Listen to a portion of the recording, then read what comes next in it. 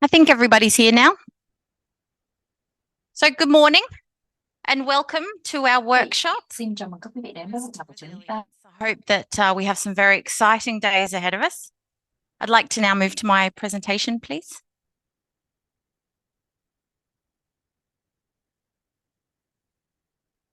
So my name is Dr. Sandra Hall. I'm the Chief Executive Officer of the Water Stewardship Asia Pacific. And it's my real pleasure to provide this introduction to today's workshop. And I thank you, the Vietnamese business and water community, for embracing this opportunity. I'd like to thank and acknowledge the Australian Department of Foreign Affairs and Trade and through the Australian Water Partnership. And a big thanks to also RMIT, who have sponsored the venue and the facilities for today's workshop.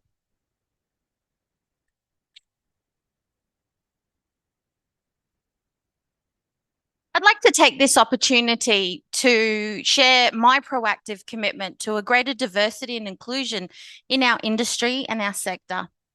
I acknowledge and celebrate all of the differences that we each bring to the conversation today. And I welcome each of you to be your true self and to be honest and open and sharing with us all. We have a very experienced and diverse group in the audience today. And I'd like to get a feel of who's in the audience. So I'll ask you to please raise your hand. Who here is from the government? It's always hesitant with the government. I never know why. Who here is from research? Have a look around. Welcome, welcome. I spent 20 years at a university. I understand your pain. Who here is from an NGO? Welcome. What about utilities? Who here is in the business of providing water and sanitation? Food and beverage industry? Back, hello. What about textiles? You're on your, we welcome you. Microelectronics? Anybody here from the electronics sector? No? Oh, gotta raise it high for me. I'm short. Agriculture. Welcome. And any other industries that I've forgotten?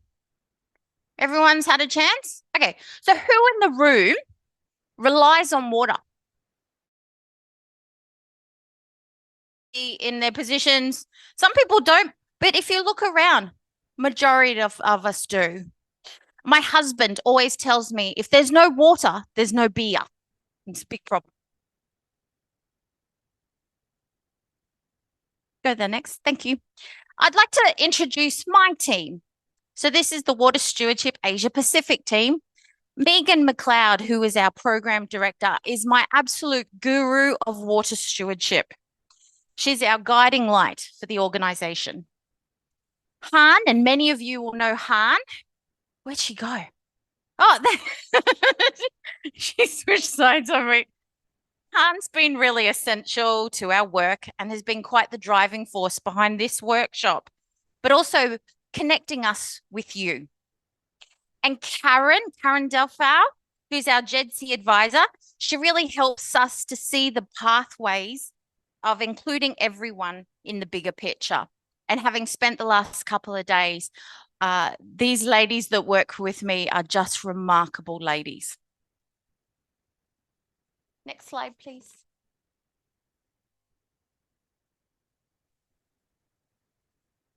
Yep. Sorry, the IT is a bit slow. It always is, right? We always rely on it, but we'll see. We'll see how we go. So I'm very welcome to be in Vietnam. I'm in Vietnam, and I wanted to take the opportunity to visit the country and get to know it. So I started in Hanoi, and I went to Hoi An, and now in Ho Chi Minh City or Saigon. It's been quite overwhelming because this country is very unique, and the amazing Vietnamese people who are very proud of their country, which has been wonderful. And the real beauty of the environment. So you see some of my holiday snaps. I thought it was a good opportunity to show you some. And what I really noticed was climate change and societal behavior impacts are everywhere. Just like in Australia, you can see the impacts in Vietnam. And my team and I are very honoured to be able to help you address some of the challenges that I've seen. Next slide, please. So I want to share with you my story and why I'm here today. This is a very embarrassing photo of when I was about 8 years old in fishing. I come from Brisbane, we call it Mianjin in our Indigenous language. And our family owns a piece in a town called Torbal, just north of Mianjin. Water. I come from a long line of professional fishermen, and we lived by the water at all times. We have a passion for protecting the waterways because it was a part of our economy. It was a part of our family's resources. The passage ecosystem where we lived was heavily impacted both from humans and from the industries surrounding it, mostly in this area, the forestry industries. And it resulted in the oyster leases disappearing. The small fish habitats had disappeared, the mangroves had disappeared, and that caused a lot of erosion. So we saw those impacts. Now, mind you, this was 1986. And so water stewardship wasn't yet around. But we saw the power in coming together as a community. And we blamed people. So we blamed the industry, we blamed the government, but that wasn't working. We had to come together as a team. So when we did come together, we got results. Healthy Waterways was a partnership of the community, the government, and the industry. And that partnership were able to identify the source of pollution, change the regulations, influence the forestry, and ultimately restore the health of the passage to what it is today, a thriving environment. So this is some of the images, and you'll see that my children are there on the right-hand side, and it's now an environment that they can enjoy and love. They love seeing the dugongs, and I don't know whether Vietnam has dugongs. We call them the sea cows, and they're a beautiful creature. So that was my personal story. And recently, I was reminded that millions and billions of people every morning wake up and put their faith in a resource that we all collectively influence. But what does that product, water, look like in 20 or 30 years? Who's influencing that change required to achieve our aspirations, and who is leading the change?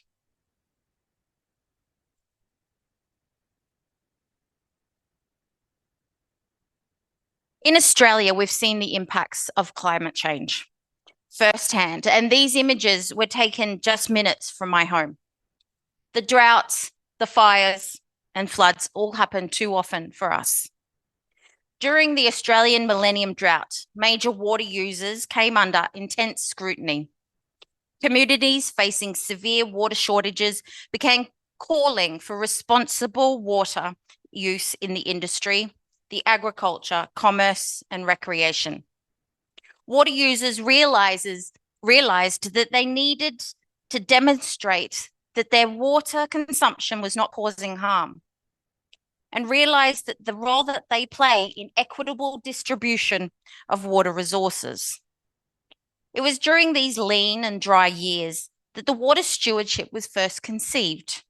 In 2007, a group of diverse stakeholders came together to workshop what was known as the water stewardship concept, and some of those people are here today. Water utilities, businesses, financial institutions, and the community agreed that there was a need for responsible water use with positive triple bottom line. The workshop was a success, and water stewardship started to gain traction. Several prominent organizations began working together to form an international committee of experts responsible for building a new standard for water stewardship.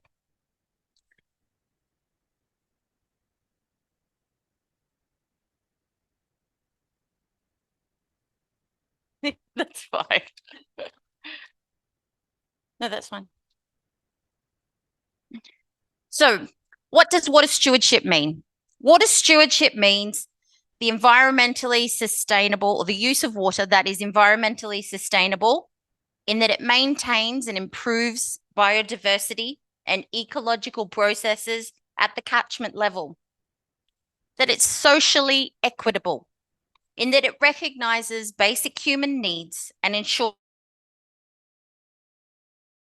culturally sensitive, in that it recognizes and provides for the importance of fresh water to local, native or indigenous peoples and communities, and economically beneficial, in that it elevates water stewardship to a strategic level, in addition to reducing corporate risk, economic benefits. We achieve this through capacity building, influence, partnership, and implementation. Our mission is to work with companies, water users, governments, and communities to protect and enhance the sustainability of water resources through stewardship. This is enabled by a stakeholder inclusive process that involves site and catchment-based action that transforms attitudes, values, behaviours. Any organisation can use the water stewardship framework. And this is a journey. It's a 5-step journey that you're on. The steps to guide the organisation, your impacts and opportunities, development and commit to water stewardship, implement your plan, evaluate your actions, and communicate what you've done to your stakeholders collaboratively.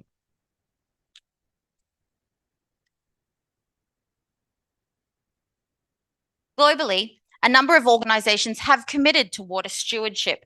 So you're amongst a very good crowd. We have some large corporations like Apple, industrial parks, as we hear Suzhou Industrial Park, but also agricultural enterprises such as the Renmark Irrigation Trust in Australia that represents 600 small irrigators in the state of South Australia. In Vietnam, Nestle Waters La Vie has 2 sites implementing water stewardship and certified against the international standard. And now my last slide for today. So over the next few days, we look forward to collaborating with you for sustainable water management and developing our shared understanding of the objectives. Now, if we can go to the Menti, we'll have a look at what you're feeling. Where are your priorities lying in terms of the objectives of today's workshop? Well, there. We might skip that. We'll come back to that.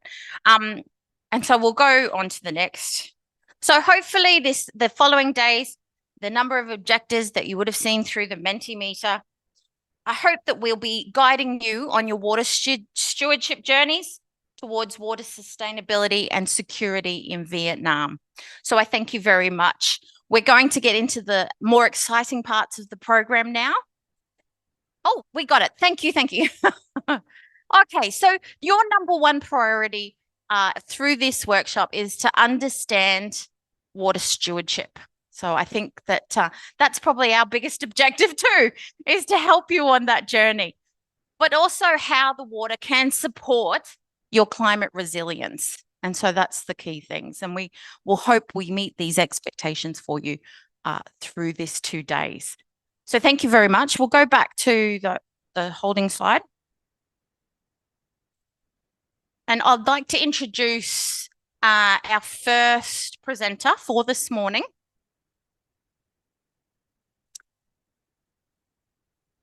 Next slide.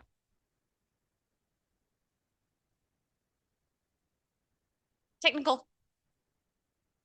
Oh. So I'd like to introduce Lynn from the Embassy, who is the project coordinator for the Mekong program. I don't have the exact, so thank you, Lynn, who's come from the Australian Embassy in Vietnam. Thank you. Thank you, Sharaz. Hi, everyone.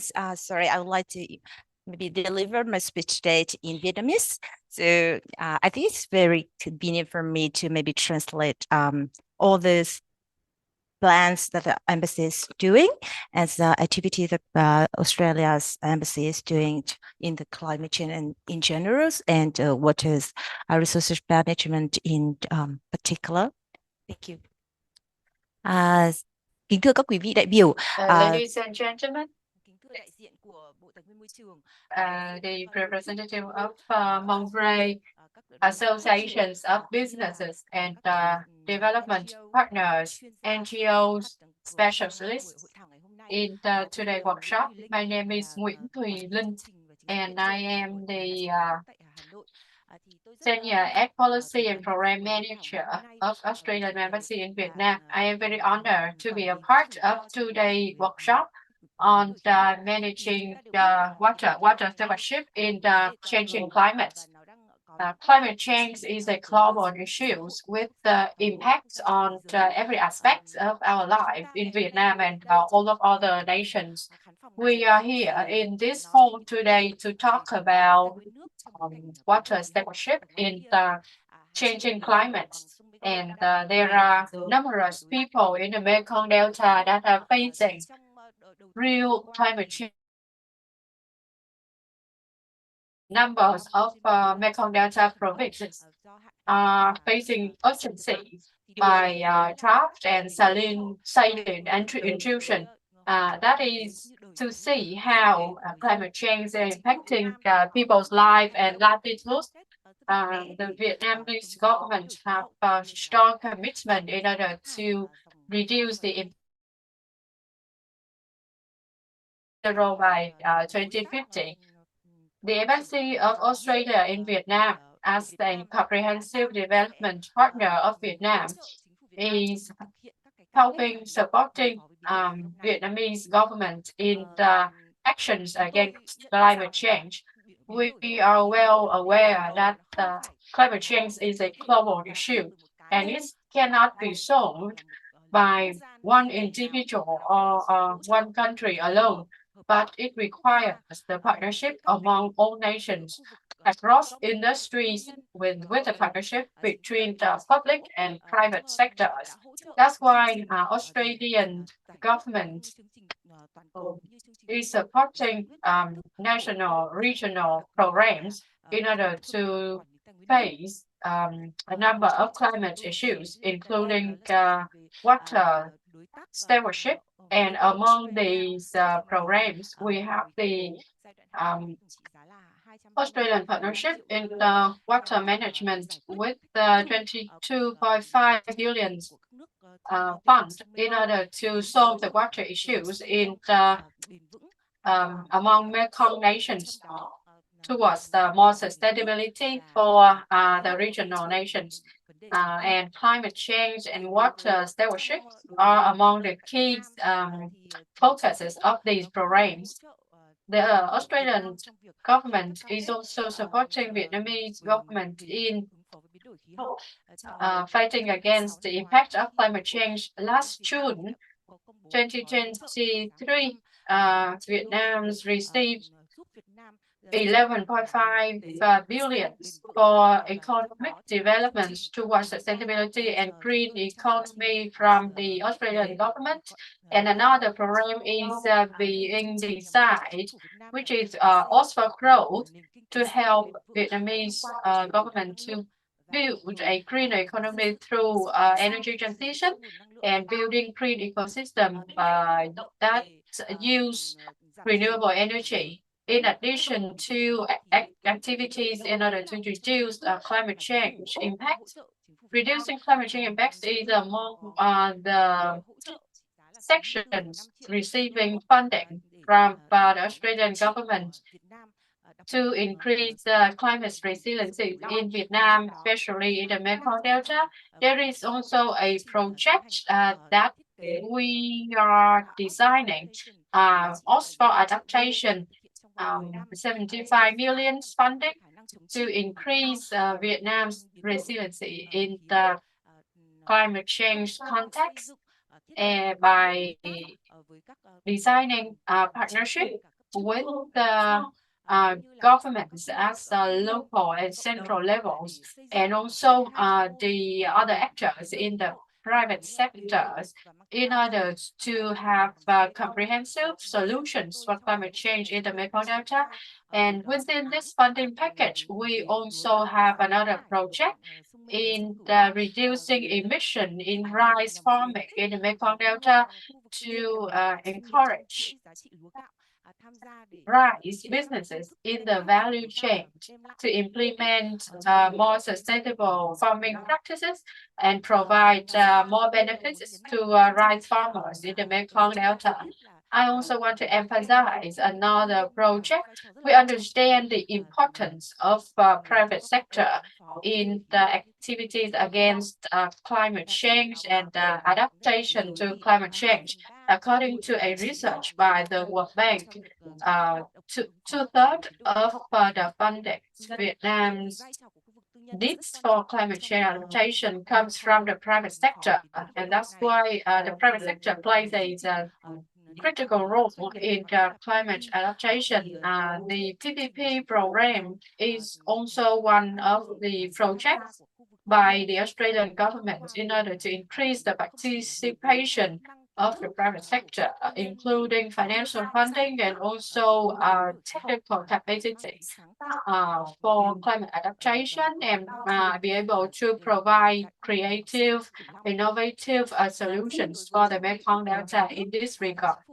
And in the water sector, the AWP Australian Water Partnership, Vietnam is receiving a number of activities to support the regulation reform, including designing and drafting the new laws in water management and also natural resource management in Vietnam.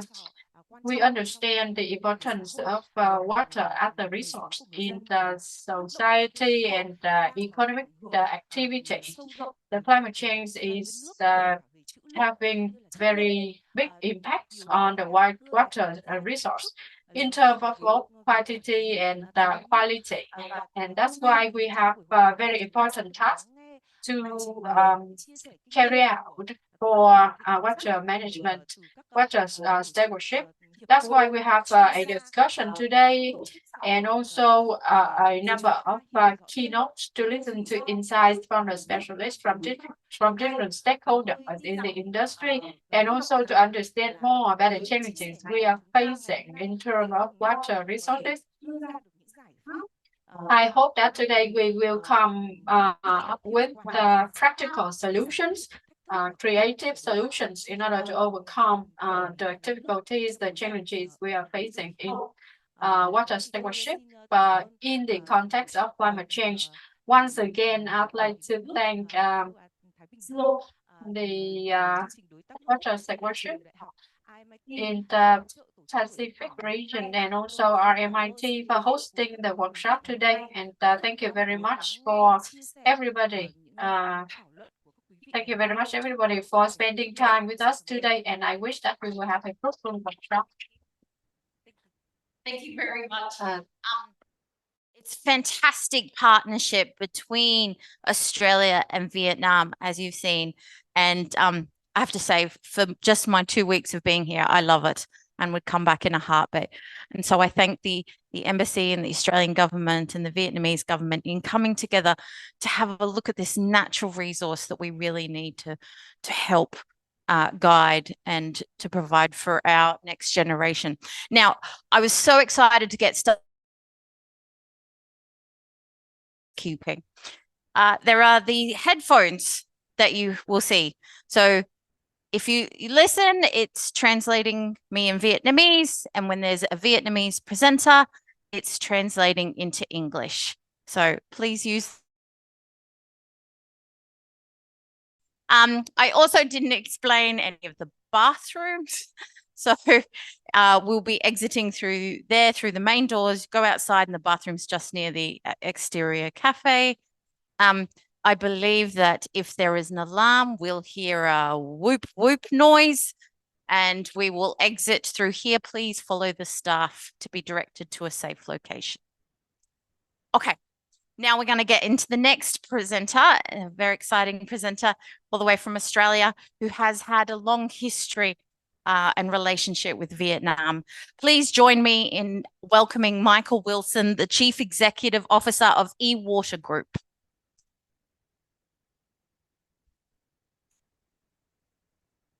Thank you. I'd first like to acknowledge the distinguished representatives from the government of Vietnam, international development partners, not-for-profit organisations, private sector, industry associations who are all with us today. It is a great pleasure to be here today to discuss water stewardship in a country where I've had deep connections. My history is that I've worked on Vietnam and particularly water resource management issues for probably a decade, including 4 years based in Hanoi with the Australian Embassy as head of then AusAid's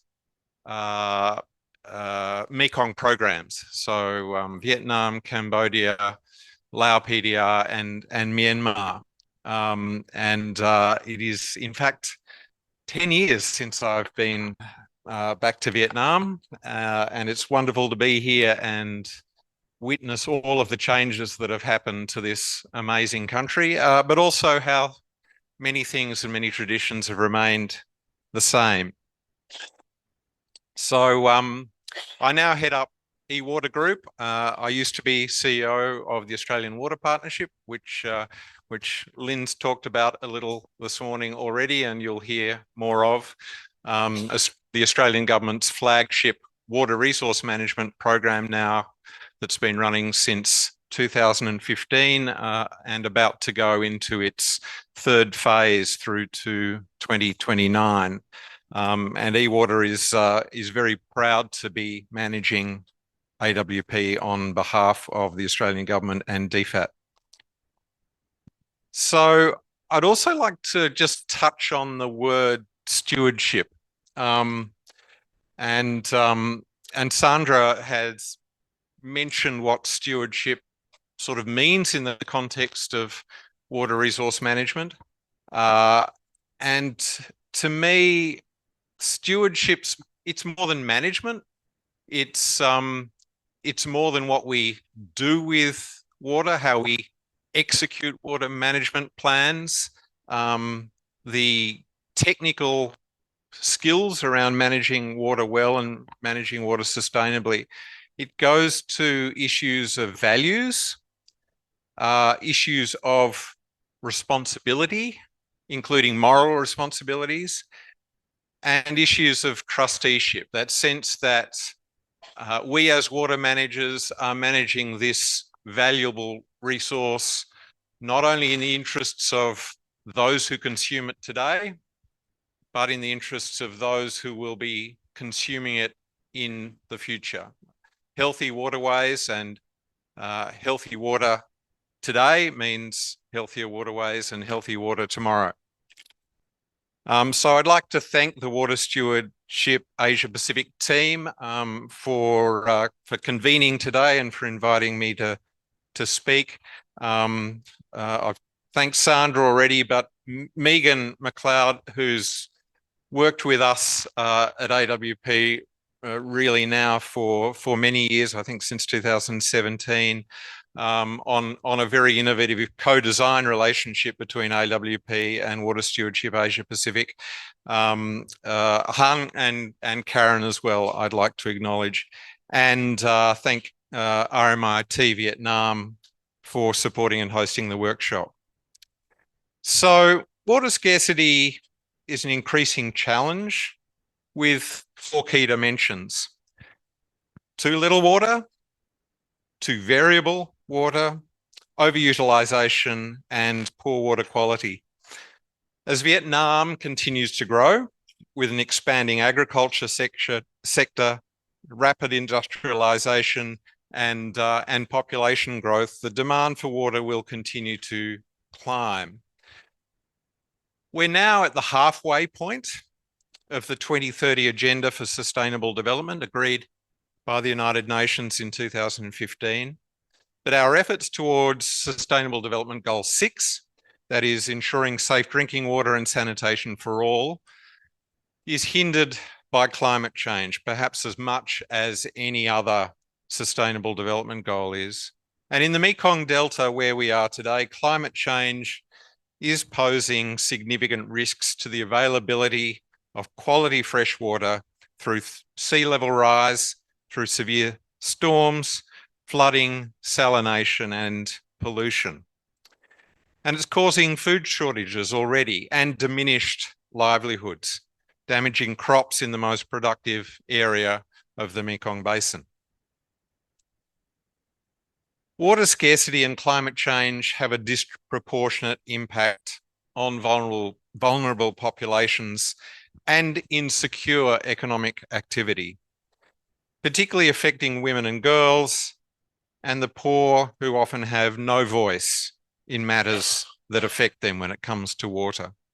It impacts on the resilience of infrastructure and finance, directly affecting lives and the livelihoods of communities. So we need ways of working that assist, promote, and empower people to responsibly plan and manage water. An approach where industries, communities, and policymakers are able to understand each other's water-related challenges and design tailor-made solutions. The concept of water stewardship provides this conceptual and practical platform where it can be demonstrated that water challenges and solutions need to be shared between water users, providers, and those who manage the valuable catchments. Water stewardship should be industry and private sector driven. Those dependent on a healthy resource to generate goods and services for the market should not be waiting for regulators and governments to turn up or for crises to occur in order to participate and in order to lead. The approach is inclusive of water stakeholders in the most meaningful way, where the direct connection between action, reform, and livelihoods is clear and often simple. When water is not well managed, you can usually see it. But when the impacts of climate change are poorly managed, it doesn't always have such a direct visual impact. But then the water-climate nexus is an entry point to making what some choose not to see very much more visible and easier to respond to. In Vietnam, the cost associated with managing at $10 billion in 2020, or 3.2% of GDP, a figure already a little out of date. But think about this, it's projected that this number will increase to 14.2% of GDP in 2050. This cost will need to be passed on to all water users, from large industrial zones to the smallest household. By implementing water stewardship, businesses can better understand and manage water-related risks to the business, and ideally bring down these costs through good future planning. As a result, they can build more resilient operations, protect their license to operate, promote workplace productivity, and ultimately reduce operational costs. So at eWater Group, we believe we're a pretty unique organisation. We currently manage two divisions: eWater Solutions, which is our software and hydrological management division, and the Australian Water Partnership, our international development flagship funded by the Australian government through DFAT. Through our divisions, we work with a myriad of stakeholders, including Australian and international governments, water utilities, water authorities, research institutions, industry peak bodies, as well as international development agencies and the private sector. As a trusted advisor, we develop partnerships with the private sector to build their operational excellence and capacity building capabilities through our hydrological modelling software platforms and expertise. It's through our water management expertise and tools that enable the private sector to deliver high quality, reliable and evidence-based water management activities and advice to help protect our most important natural resource, which is water. The Australian Water Partnership, known as AWP, supports developing countries in the Indo-Pacific region and helps them work towards sustainable management of their water resources. And since 2017, the Indo-Pacific Water Stewardship Program, supported by AWP, has enabled Water Stewardship Asia Pacific to engage private sector industries in Indonesia and China in particular in integrated water management. The key goals of this program were to secure a strong water stewardship footprint in Indonesia and promote self-reliant water stewardship presence in China. The program left a strong legacy of learning and resulted in increased in-country support, enabling a significant uptake and growth in water stewardship. Case studies showcasing the success of the water stewardship program in Indonesia will be shared as part of this workshop this week. Today's event is part of a scoping project for implementation of a Vietnam water stewardship program and is showing encouraging developments through stakeholders' expression of interest to better understand water stewardship and water security. And I'm informed by Sandra that there were many more people interested in attending this week's workshop than there were available places. So that's tremendously encouraging.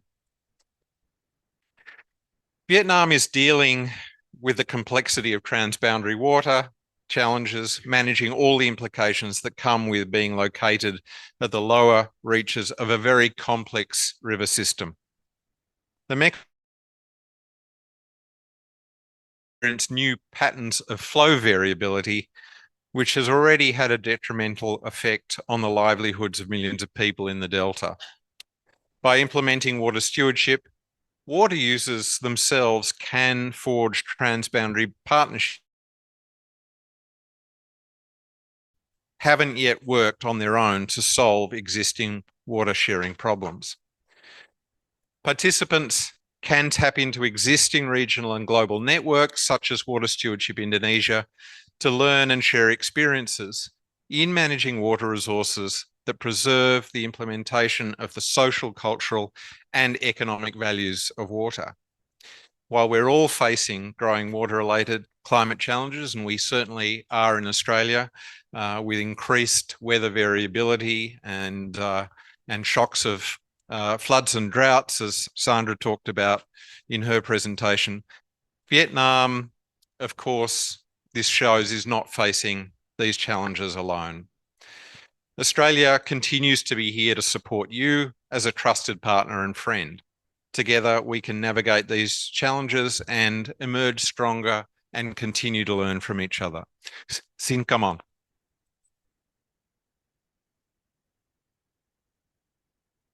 Thank you very much, Michael, for that presentation. I love that message from Michael. We are not alone in facing these challenges, and together we can overcome these challenges and work together towards a sustainable future. I'd like to now switch into a few plenary sessions. Now, just so that you understand the flow of today, we're going to have a plenary session on topic 1, which is really about understanding some of the new water laws in Vietnam and the regulations, and how do we implement them? What are the impacts of the implementation of some of and then after topic 1, we will have a Q&A that's going to pop up very soon for you to be asking your questions. So you can go in there and ask your questions as those questions come to you through the panel discussion. Thank you. So Menti QR code's there, or you can go to menti.com and put in that code so that you can ask the questions. And then after topic 1, we will have time for a coffee and a short break. So please join me in welcoming the moderator for topic 1, applying water policy framework in a climate sensitive economy, Dr. Min. Okay. Welcome.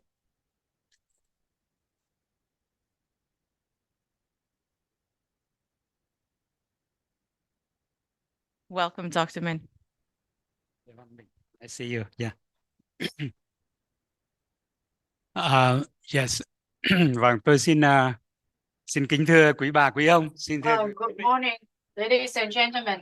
I am very honored to be invited by Water Stewardship to this workshop and also be the moderator for the first panel. We have the panelists from the ministries of Vietnamese government. I'd like to invite to the stage Ms. Nguyễn Thúy Anh and Ms. Hà Thanh Hằng to come to the stage and have a seat.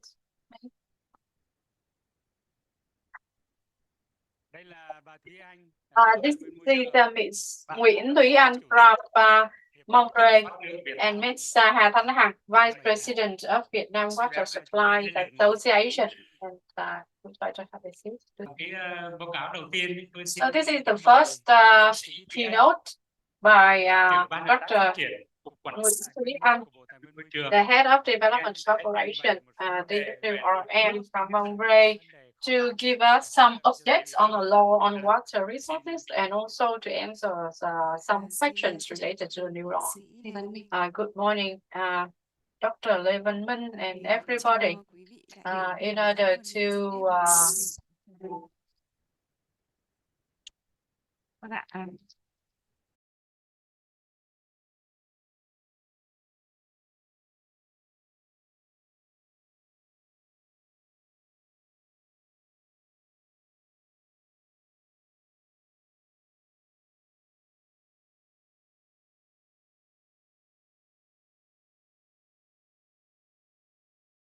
okay, first of all, I'd like to thank you for being here today.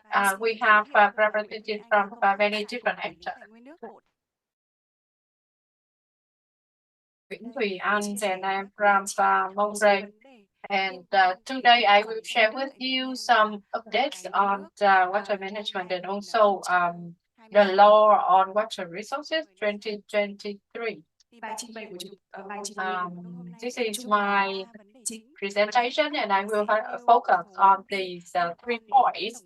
First, we'll have an overview on the water resource of Vietnam. What are the current situation, the challenges, what are achievements we have achieved so far, and also the updates on the water resource law 2023. It was approved by the National Assembly in November 2023 and will take effect in July 2024 this year. So let's have an overview of the Vietnam's water resource. I think many people here today are familiar with this information. Vietnam has 106 river basins, key river basins from the north to the south, and we have more than 3,000 rivers with a length of more than 10 kilometers. So Vietnam has a very complex river system and abundant water resource. So that is the current situation. But what is the future for us? We have quite a big water reserve. However, the water resources vary in the dry and the rainy season. In the dry season, the precipitation is very low, and it is the opposite in the rainy and stormy season. So I would say Vietnam has abundant water resource in the number of river basins. At the moment, we are facing drought and unbalanced water distribution in terms of time and space. The Mekong River accounts for more than 56% of the water reserve. There are also other big rivers, etc. You can see the distribution in terms of time, seasons. In Vietnam, the dry season lasts for quite a long time during a year, and that's why we are facing drought. In 2016 and 19, we faced historical drought in the Mekong Delta. Water resource. In this chart, you can see the different reservoirs in Vietnam with accounts for different percentage of water resource. In the Mekong Delta, it is mostly flat area, and it is harder to build water resource, and that's why we are facing the challenge of lacking of water during the dry season. We have 8 challenges. The first is that we are highly dependent on the external sources. With 2/3 of our water resource is from the external foreign sources. So that's why the activities of foreign countries, including the operation of water dams from neighboring countries, highly impacting our water distribution. The second is that there is an unbalanced distribution of water reserve in terms of time and space. And number 4 is the demand. We are a developing country. That's why we have high demand for water in order to serve social and economic activities. But during the dry season, it is hard to meet this demand. In this chart, you can see how efficiently we are using our water resource in terms of in the unit of 1 cubic meter. How much we use, how much we can produce from 1 cubic meters of water. It is quite low. We can produce only 2.37 USD with 1 cubic meter of water. So the problem and also the room for improvement is to increase manufacturers that use water to produce. You can aim at this as the 1 point for improvement, and we are also among the top countries that produce with a lot of water resource. Let's say we produce 1 kilogram of 15.000 lít beef. nước để mà sản We xuất 1 need kg thịt bò hoặc 15 là 150 lít nước để sản xuất một cốc cà phê chẳng hạn. Nên là Việt Nam là một nước xuất siêu về tài nguyên nước. Ở trên thế giới một số nước ví dụ như là nước ở Trung Đông hoặc Israel chẳng hạn, thì để đối phó với tình trạng in other countries such as Israel, cố gắng để định hướng để chuyển thành những nước là nhập siêu nước vào thì để giải quyết những cái căng thẳng về tài nguyên nước ở đất nước của ta. Và through their products, they think of and come up with innovative solutions in order to become a water import country through their products. So that is also a direction for the future improvement of Vietnam manufacturing sector. In some areas, we are facing underground water overexploitation, and that leads to a number of problems such as landslide and subsidence. We also need to protect forests in the upstream areas to protect the water survey, the surface water reserve, and also to prevent soil runoff. We are seeing a lot of climate change impacts on the water resource, and I must say that water resource is one of the resources that are being impacted the most severely by climate change. So these are some of the achievements we have so far. The first thing we have done is to survey and evaluate water reserves in the number of river basins. We also have the list of regional river basins and an evaluation of values of these water bodies in the downstreams, including reservoirs and dams. Number 4 is to have a planning, the water resource planning approved by the Prime Minister. At the localities, we have already finished, finalized the protected water bodies list to prevent destruction and harmful activities to water resource. And also the new water resource law being approved by the National Assembly in November last year. In the new law, in the water resource of 2022, there were overlappings of government management. In the law of 2022, yes, there were overlappings of the ministerial management, overlappings between the authorities of Ministry of Agriculture, Ministry of Natural Resources, and Ministry of Construction. The second change we have is that we haven't had a comprehensive information system for management, low water efficiency that leads to a number of issues, as I have explained in the manufacturing activities.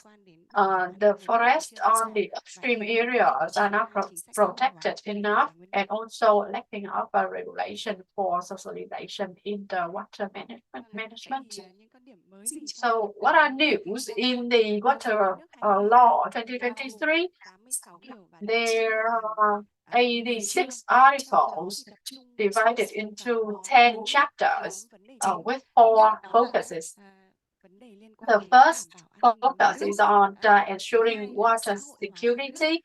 Second, water socialization.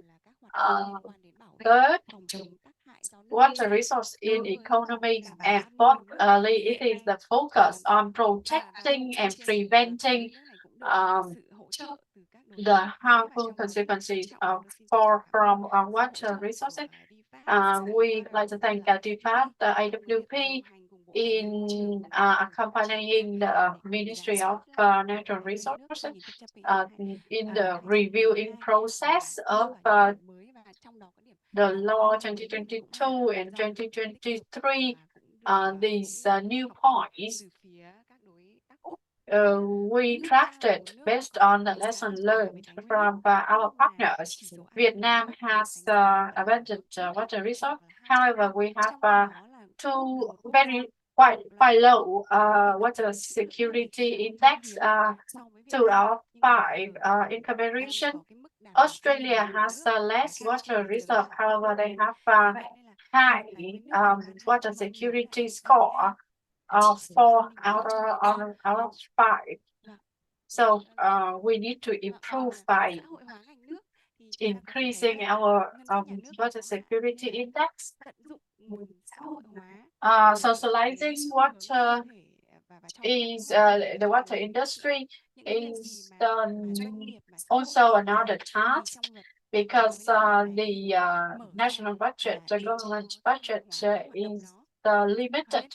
So this is a task not only limited at water industry, but also other industries as well, to have a mechanism and open the door for private sector as well. And also there is another dimension. We need to calculate the water resource in the light of economic benefits and value. And also the final focus is on protection and preventing harmful effects on the water resource, and what are the assignments for different ministries and levels of authorities. I'm gonna go through this very quickly to save more time for questions and answers later. The first thing is on the harmonizing and distributing water resource. In the law, in the new law, the focus is on achieving a balance through the decision-making mechanism on the timely manner, more flexibility, but not through a rigid mechanism. And every year, Monterey will support by issuing the scenario based on the different river basins, and on that scenario, there will be decisions at the local level, such as we based on the draft in 2016, 2019. At that time, the responsibilities and roles of the different levels have been identified very clearly. And also there was linking information sharing mechanism to face the scenario very effectively. So that will be fixed from now on. And the second thing is that we also have a better mapping and planning of the environmental flow. Even though we haven't achieved this concept yet, we are based on a simpler model in order to have better distribution of the water resource. Developing and investing in the water reserve and the recovery of water resource, and also the assessment of roles as a responsibility in this regard, protecting water for living activities and manufacturing activities, and also religious activities, cultural and historical activities relating to water distribution.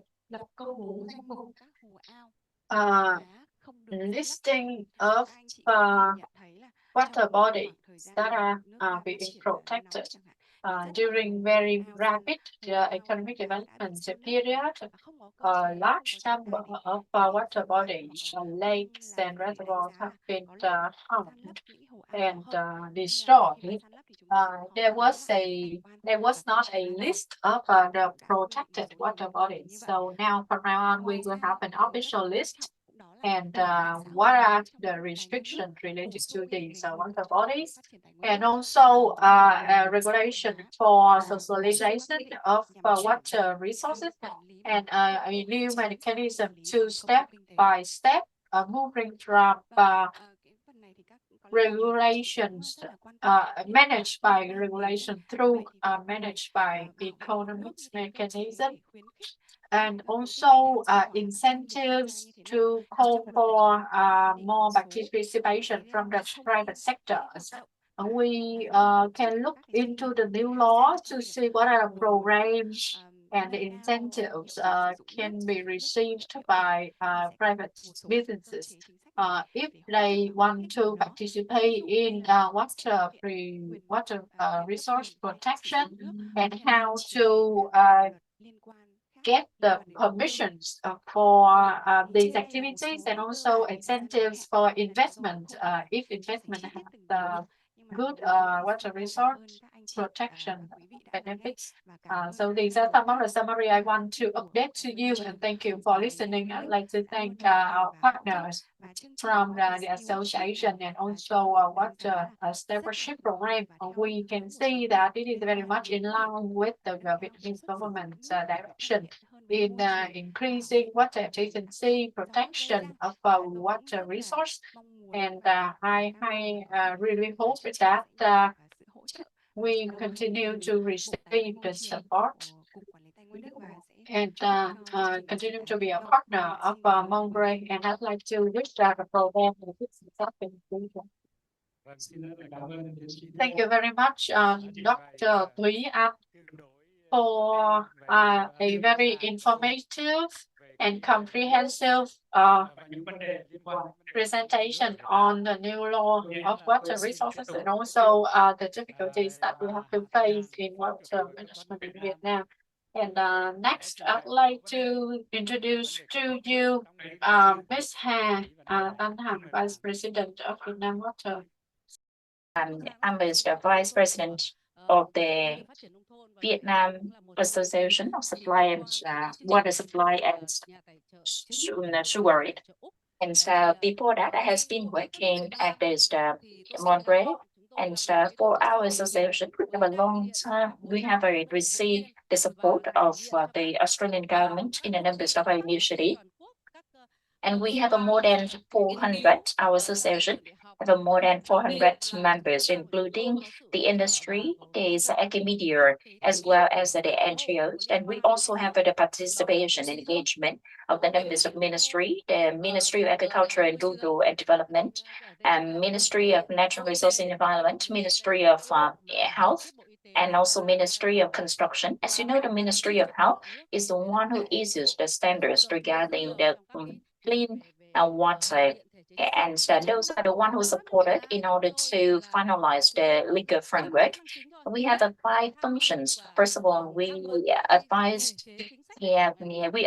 and review policies and institute policies related to the water sector.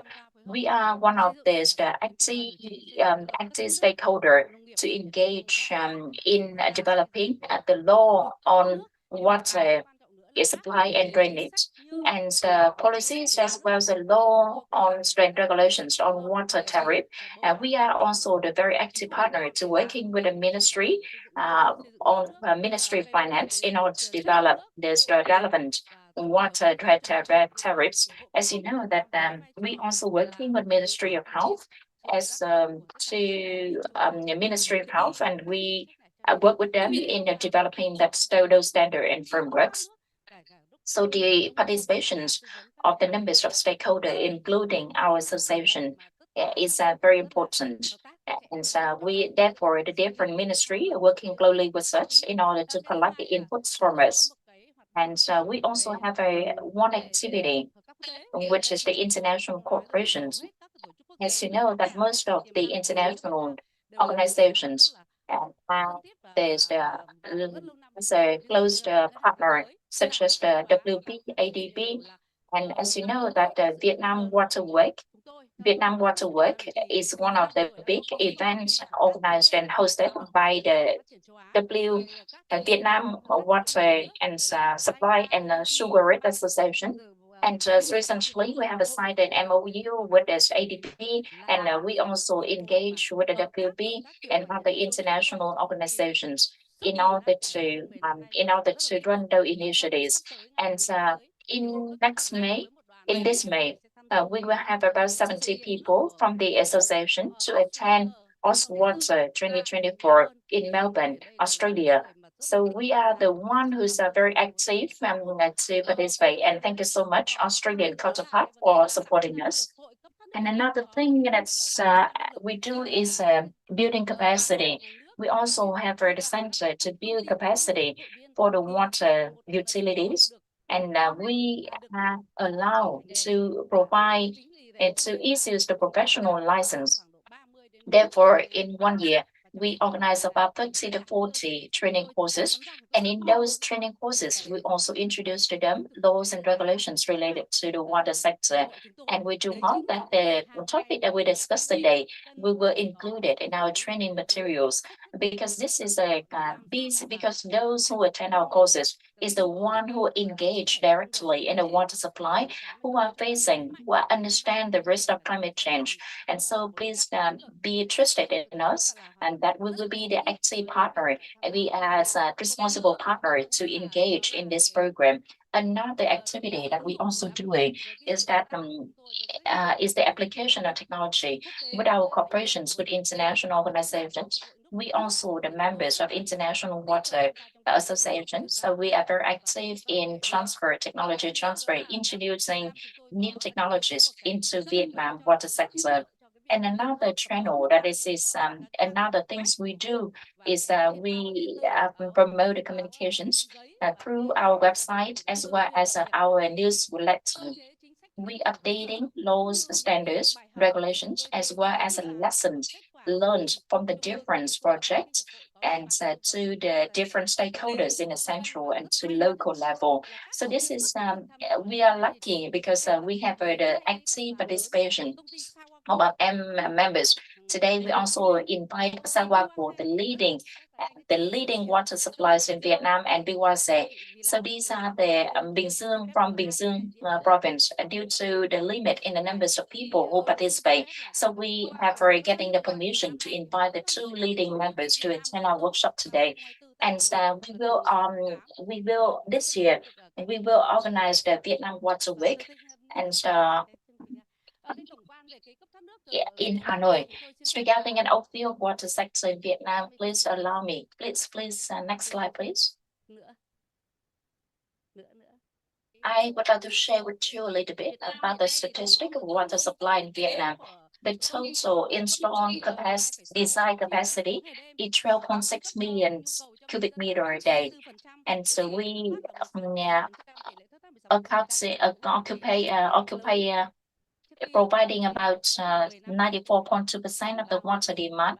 The water loss level is about 17.5%. About 10 years ago, it's maybe go up to 30%.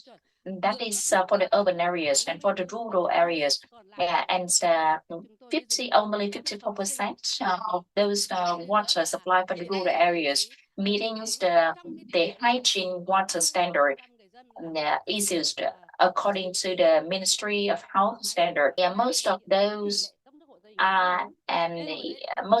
water supplies at the household level. Regarding the water drainage and wastewater, this is one of the hot topic, because at the moment, the coverage of the water drainage and wastewater is still limited.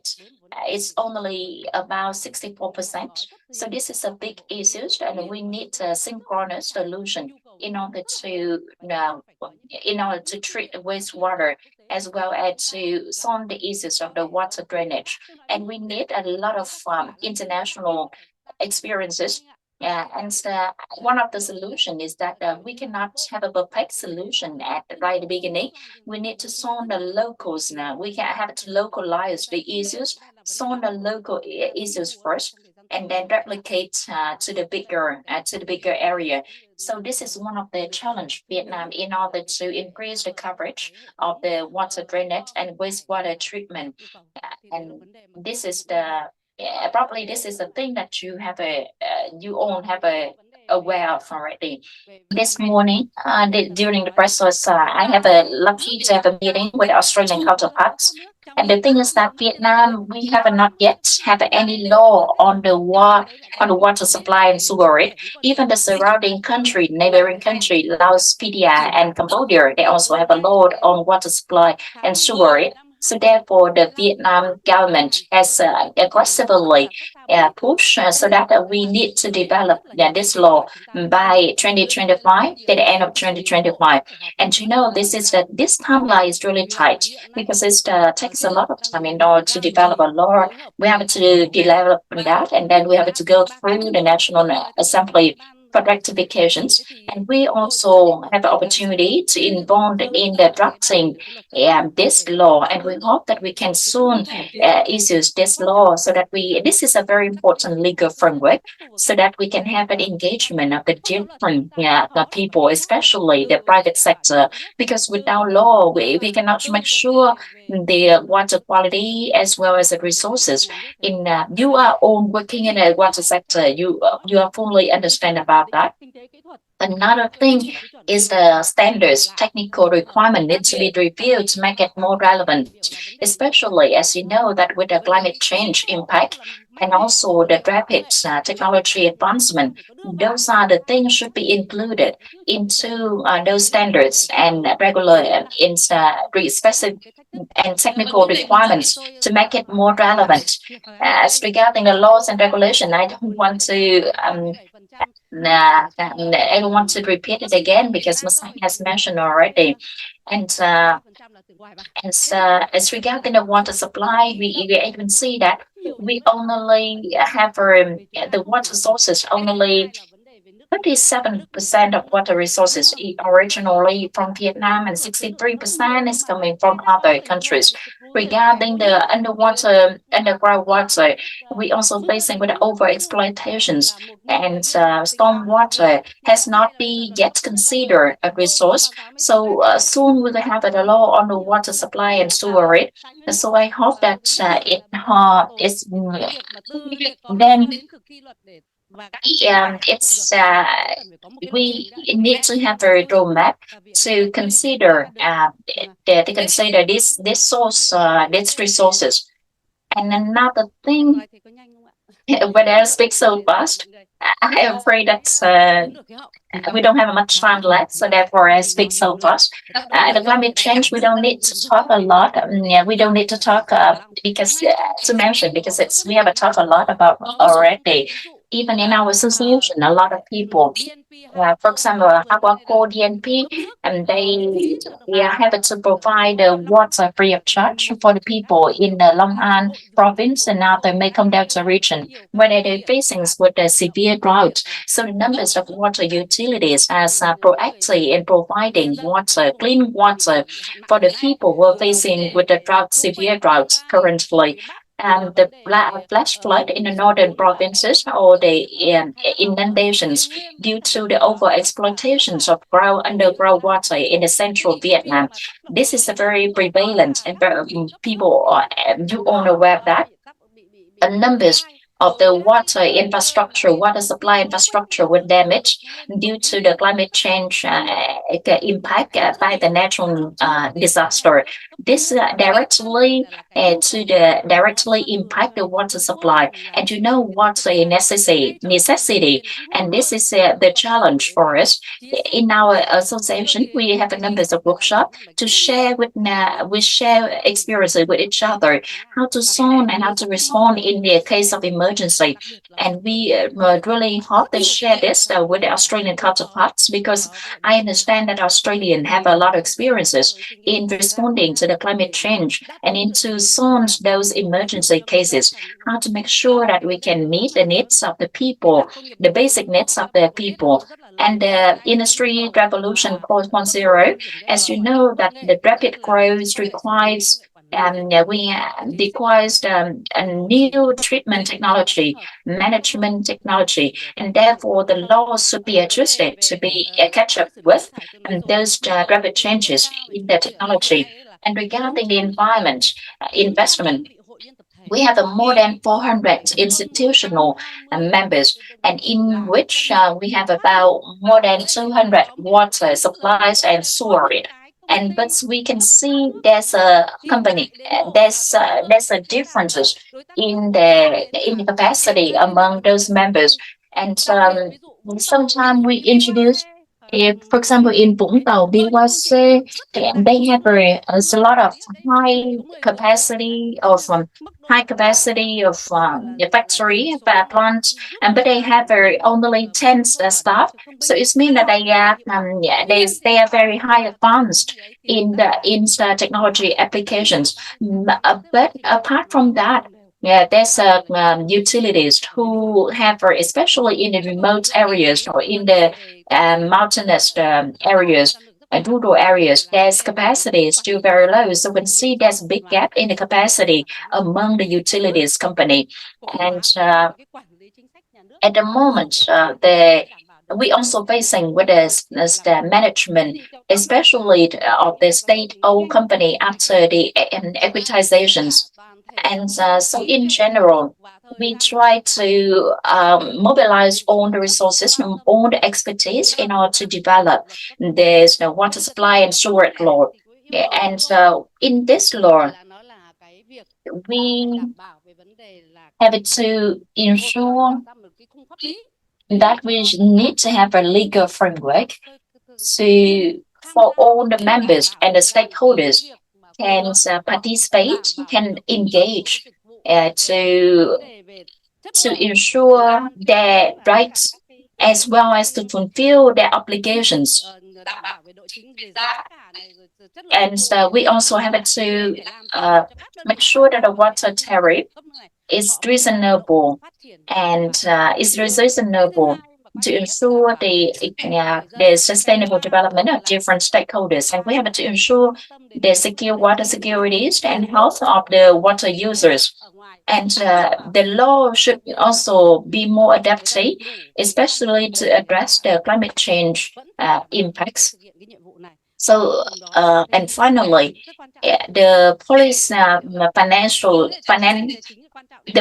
on financing, because if the policies in financing is not relevant, it's very difficult in order to do that. So we need to harmonize the interest of different stakeholders and ensure the sustainability. But at the same time, we need to make sure that we need to have the policies, the financing, the policies that is relevant, especially the relevant and reasonable water tariff to ensure the financial sustainability of the private sector. And this is a draft. Yeah, this is a draft law. It is expected to have 8 chapters and 66 articles. And while we are drafting this law, we need a lot of your input, and especially international experiences. As Mr. Ming, and you will know that the law on planning said that we should not have a special line planning. That's only 5 centrally governed cities have their own separate sectoral planning. Otherwise, it should be included in the overall planning, integrated master plan. So it's posed a lot of challenges because in the master plan, if you don't have details planning for a specific sector, and then it's very difficult for us to implement corresponding projects and programs.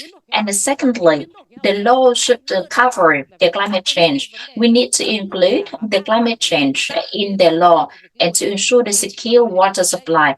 As you mentioned earlier, we also have a lot of difficulties and challenges if the Mekong Delta regions, if they have making investment on their own on the water supply infrastructure, then it's very difficult. But if we have let's say the investment, the common and the share investment for shared water infrastructure, that would be better. And we also have to harmonize between the transport facilities, transport infrastructure with the irrigation infrastructure and the water supply infrastructure. Because when we make a road, then all the infrastructure under the road, including the water supplies, should be demolished. And so, I mean, there's a lot of things in the law that has not been yet covered well. So those should be addressed in the new law. And so also the priorities for the water supply For example, the places that they are facing with a water shortage, they should be given priority. And finally, the key thing, which is the water tariff, if we cannot cover and the operational and capex and opex, how can we ensure the sustainability of our operations?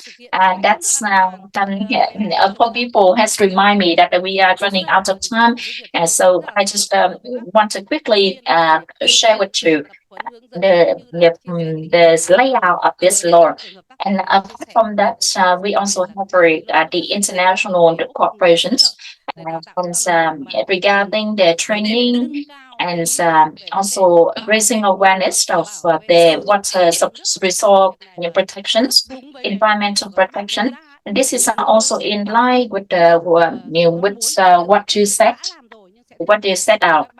We haven't done it already, but we will continue working with Australian water counterparts. With your expertise and experiences, we will share this to our members so that they can contribute, they will enhance this activity, because enhancing all the things that they can enhance their profitability, reduce the water losses. And finally, I would like to conclude my presentations, and I would like to invite you all to attend the Vietnam Water Week in Hanoi that we have posted on our website. Thank you so much for listening.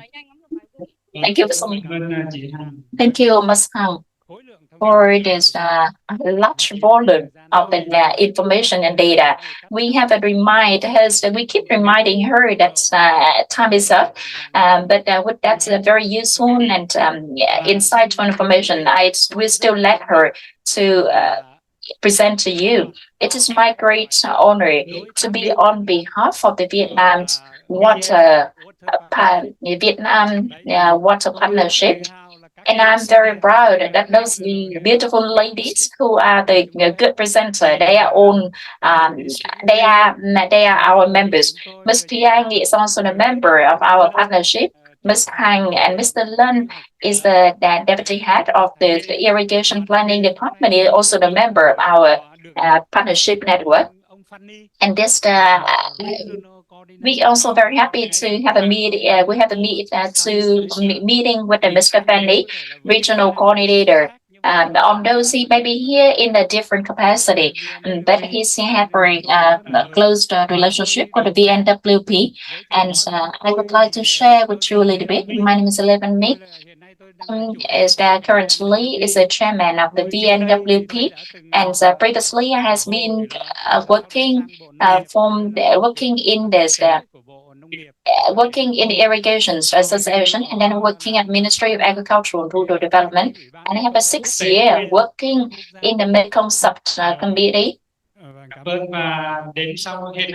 And as of now, I am the chairman of the VNWP, and I'm very happy that the two panelists has mentioned a lot of things regarding the water sector in Vietnam. But the most important thing is the water stewardship. VNWP have done a lot of things. We have done the research in the Mekong Delta region and other regions. But I think that the main challenges is water governance, water stewardship. We have the law. We have the law on environmental protections already, but how to apply that in reality is still a challenge, especially in Mekong Delta region. We need to have the mechanisms to use water effectively, especially for the big scale, for the large scale infrastructure and facilities. As in the Mekong Delta region, you know that a big scale has not yet connected with a small scale infrastructure and facilities. For example, in Gò Công and Bảo Định district, in Gò Công we have a lot of water, but Bảo Định facing with a water shortage between the north and the south Bến Tre and for miền Nam Mang Thít in the Vĩnh Long and also the Kiên Giang province. Those we have there's law in general, but it's not yet flexible enough in order to be implemented in the field in reality.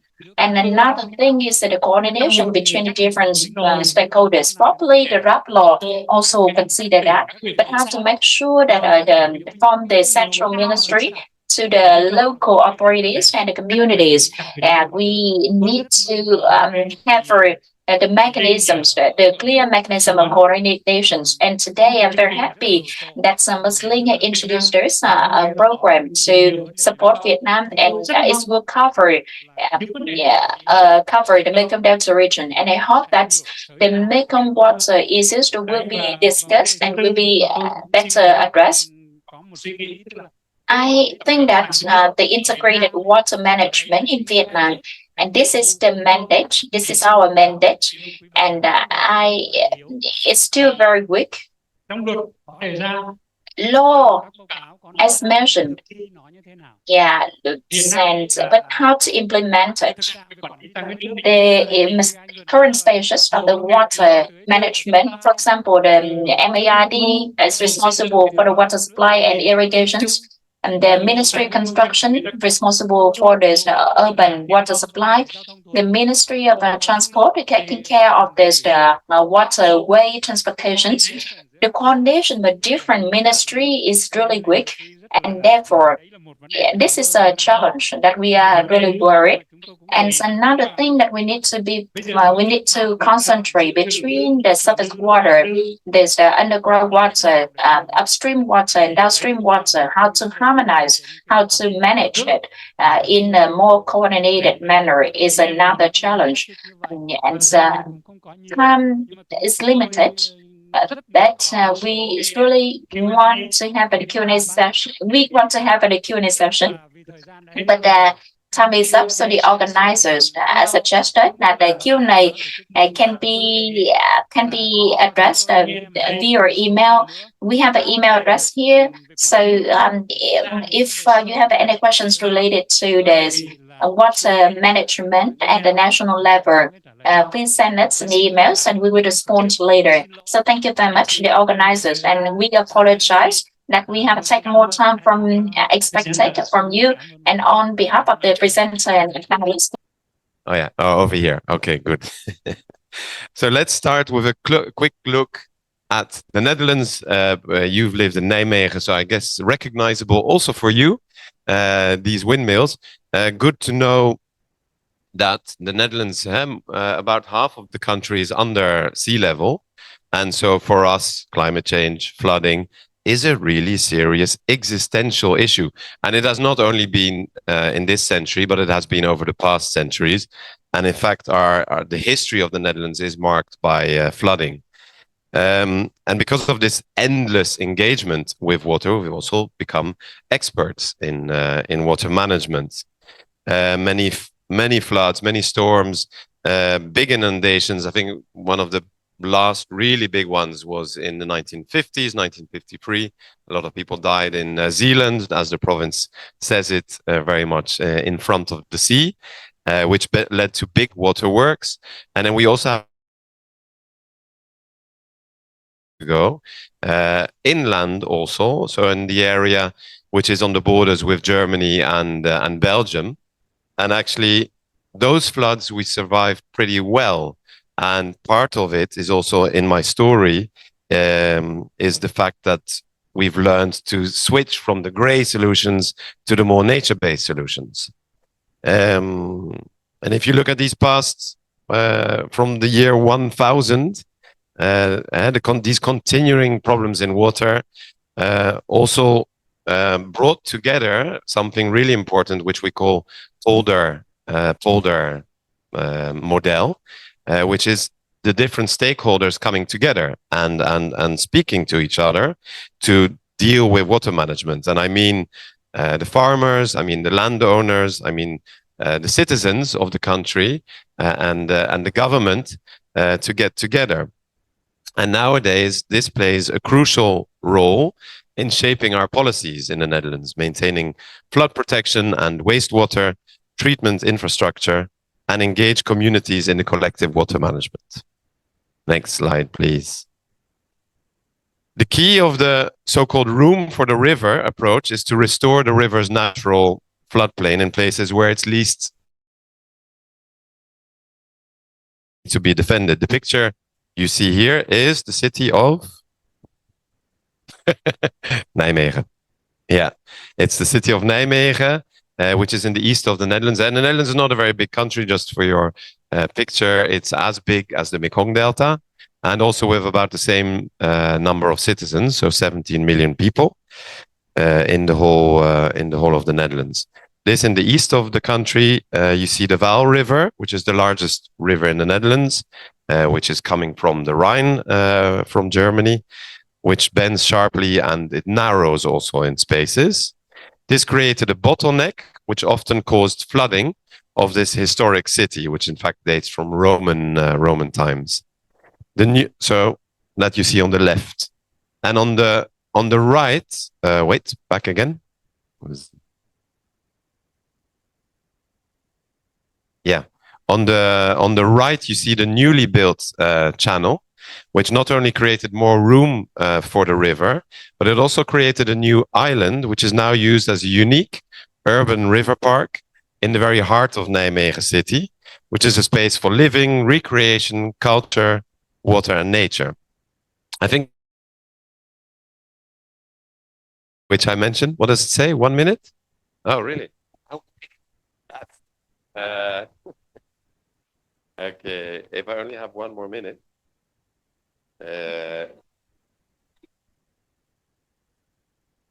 Okay. Okay, good to know. Well, let me fast forward to our cooperation here in Vietnam. Yeah, in 2013 we established we developed together with Vietnam the Mekong Delta plan, and in 2010 we signed a partnership arrangement on climate change adaptation, and the master plan for the Mekong Delta is really important. Flowing into these delta countries, which we are, and both also have a lot of commonality in that it's big agriculture production centers. Netherlands is the second agricultural exporter in the world, and the Mekong Delta also very much is the rice basket of a big part of the world these days. So this is one of the keys of our cooperation. I also want to mention what we just had in March was a big trade mission of 140 businesses who came here with our 2 ministers, including Minister Harbers. And of course, we're always very actively participating in the eWater, which takes place every year. I think also good to share is coming back to this polder model, is what we have here in Vietnam is the Dutch diamond approach, where we really try to involve public sector, knowledge institutes, civil society, and the private sector. Because while it is the responsibility for climate policy, that responsibility sits with governments, it's the private sector that will determine its success. So you can make the rules, and we need to make the rules, as also the Vietnamese colleague said, but you need the participation of private sector to make it really a success. We need these market-driven solutions to deliver the results. Then maybe as last examples, what I just mentioned is Dutch business driving innovation. In the first picture over there, you see an example of a multi-purpose public infrastructure, which is a parking garage, a coastal protection, and a recreational area in the city of Katwijk, which is on the coast. Then in picture number 2, we just talked with a German friend about filtration. These are nanofiltration membranes as a sustainable solution for producing clear drink water, potable water, directly from surface water, while saving on energy use and chemical dosing. In the third picture, you see a sand engine in the province of South Holland, a type of beach nourishment where a large volume of sediment is added to a coast. And the natural forces of wind, waves, and tides then distribute the sand along the coast over many years, preventing the need for repetitive beach nourishment. Now, those who have been on Vietnamese southern coasts around Hoi An or other places, Quang Nam province, know that this is a very big issue and coastal erosion is a very big issue, and we do cooperate together on this topic. But it needs also public investment, and it needs private companies who will then do it. And then last example of a multi-purpose green roof, where you see water retention, heat reduction, and a solar panel in the city of Rotterdam. Then to conclude, yeah, we are very Vietnam, also very happy to do it with Australia and other countries who see this urgency. And I think it's also very much about creating a public awareness. I think that is an important thing, also to have the support for the government measures and for the private sector involvement. I think it's also up to media and to photographers, for example, to work on this public awareness. We've done in the last year workshops also with photographers from the countries of this region to work on how can you raise this awareness, especially with such a young country and such a young population, of this great urgency of climate change.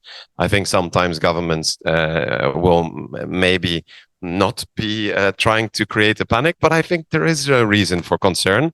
Vietnam is one of the countries most threatened by climate change, as we are, and this very much relates to the threat of water and not to fight water. So do stay in touch with the Dutch.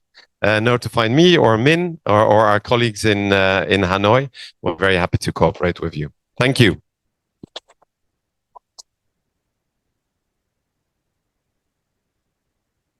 Thank you very much, Daniel. The Netherlands, I studied there because of the innovation. There is some amazing innovations coming out of the Netherlands, especially in waters. And I got a bit nerdy when they showed the membranes, because I'm an engineer and I love my membranes. But it's also the Diamond Dutch approach, what an essential element to water stewardship that we'll be exploring.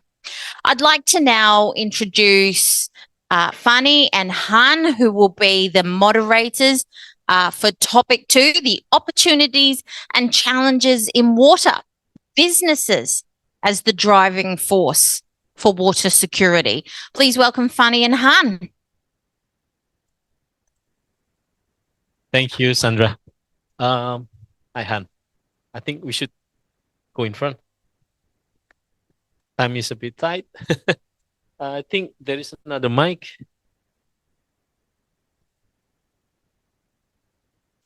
Okay, so while we are waiting for the mic, I think we can start. Yeah, we can start. Okay, so we have as Sandra already mentioned, that now we are on the topic 2, and we are talking about opportunities and challenges in water and businesses as the driving force for the water security. So we have 3 speakers that we are going to join us today. Yeah. So for the first speakers, I would like to invite Dr. Michael Spencer. He's the research associate from of Green Lab, Monash Business School. Please. And then also, I would like to invite Mr. Nguyen Thai An. Mr. Nguyen Thai An is a GF specialist from FAO, Vietnam. Welcome, please. And also, the last speaker that we have with us is Mr. Marcus Klemmer, from the member of the Advisory Council, ESG Alliance, Eco-Industrial Park. Yeah. Thank you. So, Yeah, please. Okay. sorry everyone for running over time a little bit. So yeah, Yeah. we are going to the main part where we talk about where business or can be like the driving force. So Michael, please. Oh, you have to change. Switch. Okay. Sorry, Okay. Michael. Okay, I prepared a few slides, so sorry about that. So Megan and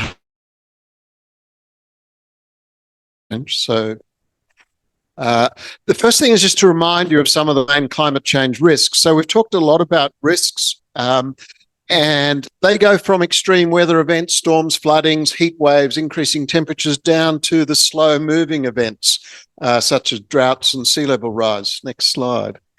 But the work my colleagues and I have done is to emphasise that in thinking about climate, we need to think about different tiers of risk that we need to consider. So beyond those first level climate risks, what I call the weather report, if you like, we need to move beyond that. So, for example, changes in weather patterns can change the nature of your agricultural production, which leads to change in those systems that support that agricultural production, which then moves down to changes in the population, to things like mental health and so on. So we need to think of these tiers of climate change impacts rather than just the high level, oh, we're going to get temperature rise or so on. And they're the sorts of things that you need to consider in a risk assessment. Next slide. So when you think of climate change, we think of the climate change events, as we've discussed this morning, and the potential for loss and damage. And so we've heard this morning already figures like 14.5%, 15% of Vietnamese GDP being at risk as a result of climate change, which is a huge impact. And I'm not sure what that's based on, but the current estimate is that rather than the target of 1.5 degree temperature rise, the global stocktake that was presented at the COP28 meeting just in November was that we're currently heading towards 2.5 if everyone meets their target. So we're possibly looking at least double the Paris target. So what are our strategies? The first strategy that we spend a lot of time on, for obvious reasons, is mitigation. How do we prevent greenhouse gases moving into the atmosphere? But what we don't catch with that, so again, if we're looking at 2.5 to 3, we need to find strategies that allow us to adapt to those strategies. And so what's left after that is residual risk, which flows through to loss and damage. So this is the area that we're focused on here. At COP28, there was agreement around what was called the UAE framework for adaptation, which is really assessing vulnerabilities and impacts. So first thing is, let's understand the risks, let's develop a plan for the risks, let's implement those adaptation measures, monitor and evaluate, and really go through this, if you like, almost like an ISO 9000 or an ISO 14001 approach. And myself and colleagues have added an emphasis on the enabling environment. So it's the attitudes, the laws, the culture, etc. Next. And what really brings this home to water stewardship is that this approach, this iterative approach, is almost identical to the water stewardship approach. So much the same in water stewardship. Understand your problems, develop plans and strategies, implement, liaise with stakeholders, go back and review. So we see a very similar approach in water stewardship to what we're seeing agreed just last November at COP28 in terms of the approach to adaptation. If we think about the range of issues we've got to adapt to, there's been some discussion of that this morning. Increased evaporation, not only from water bodies, but from nature, from fields, etc. Moving up into the cloud systems. So potential really high level storm events. So we saw in California this year the reference to rivers of rain. In Australia, they talked about storm bombs, etc. We see melting glaciers, and we all know how dependent this region is on the Hindu Kush Plateau, which some estimates suggest the economic impact of that plateau melting is going to be another 25% or so on. So we see groundwater and so on. So we see a system that's affected, not just a set of individual events. We need to look at this as the hydrological cycle, as a system. And so we need to be looking at systemic impacts from climate change. And I've listed them here, but we're short of time, so I won't go through them all. Next. Okay. Does everyone know what this is? This is, go back. This is one of the greatest water inventions ever. On this side, most people don't know what goes on. Engineers, a lot of engineers in the room have done a fabulous job on this side, meaning that the people on this side don't care. They don't care what goes on there because the engineers have done such a great job. So one of the tasks that water stewardship addresses is how we bridge the tap, okay? Bridging the tap to get the people on this side of the tap involved with understanding and acting on what happens on this side of the tap. Because so this session is about business. So the people on this side of the tap need to be open to working with people on this side of the tap. Not all of them are. And people on this side of the tap need to be open to working with people on that side of the tap. Not all of them are. Not all of them care. Because we've taught them to understand you don't have to worry about what happens here because we've looked after it. We can't do that anymore in climate change. Last slide. Oh, sorry, there's just the rest of the water issues we've got to deal with. Lots of them. Last slide. Okay, so water stewardship. It offers a system to understand the systemic problems of climate change, to work collaboratively with all stakeholders, with business, with government, with engineers, with all these wonderful people, to understand the challenges, to identify and commit to solutions, to building that collaboration on an ongoing basis, so new ways of working. It's adaptive, so it is about continuous improvement, exactly the sort of thing we need for climate, and it builds learning, and it's actually verifiable. I was 1 minute too long.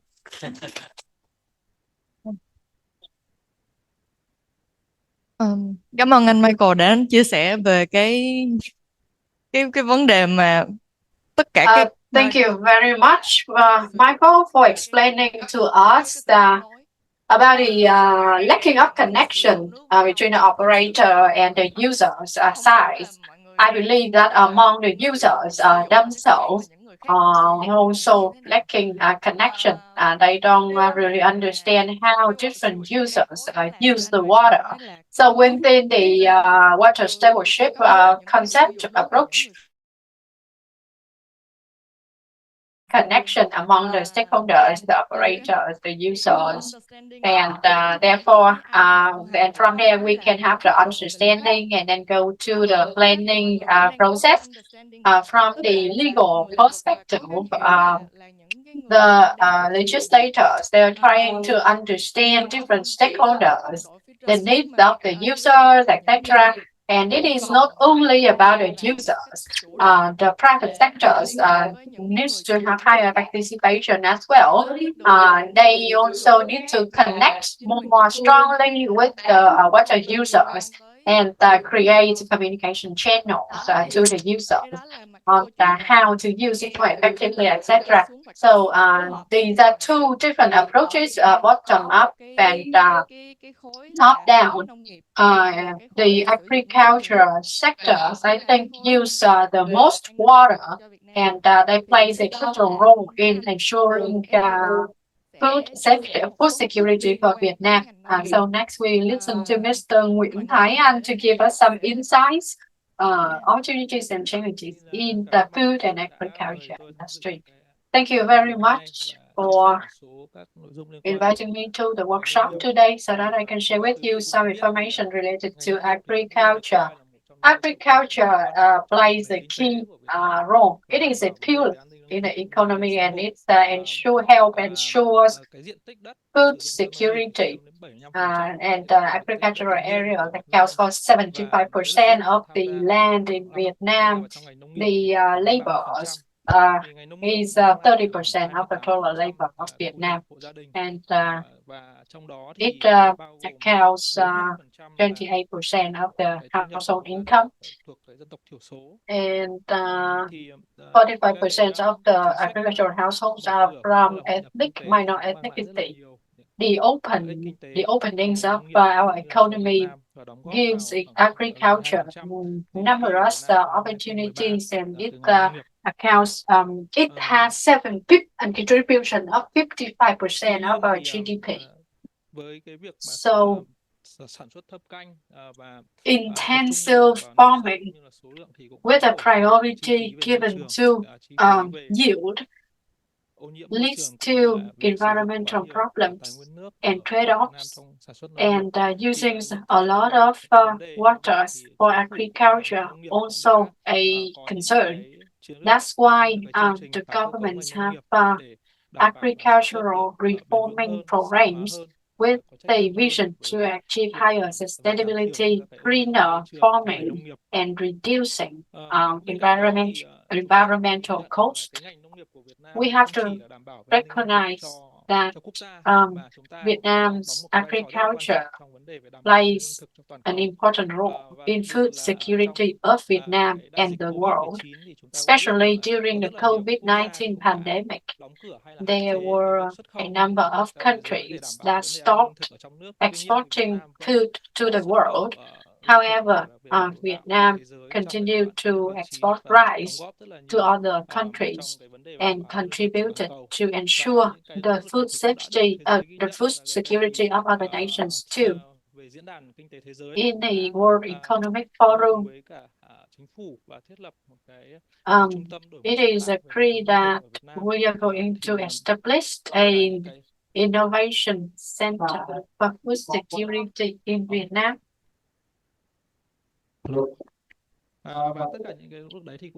And all of these initiatives is to have more sustainable farming in Vietnam. I want to address some of the challenges that are facing by the agriculture. Only the important challenges that relates to water resource. So from the early morning until now, all of the keynotes and the panelists mentioned climate change, and Vietnam is among the top 10 countries that is the most impacted by climate change. When we lost about 1.5% of our GDP annually from climate events, saline intrusion, storms, etc. In the Mekong Delta and the central highland of Vietnam, people are facing severe drought at the moment. And agriculture is the industries that lost the most from climate change impacts. That's why the governments have some programs and strategies to increase the sustainability for agriculture and also increase the level of adaptation to climate change in this sector. The second challenge that we are facing, as mentioned by other speakers, agriculture is a water-intensive industry, and we need to increase water efficiency in agriculture.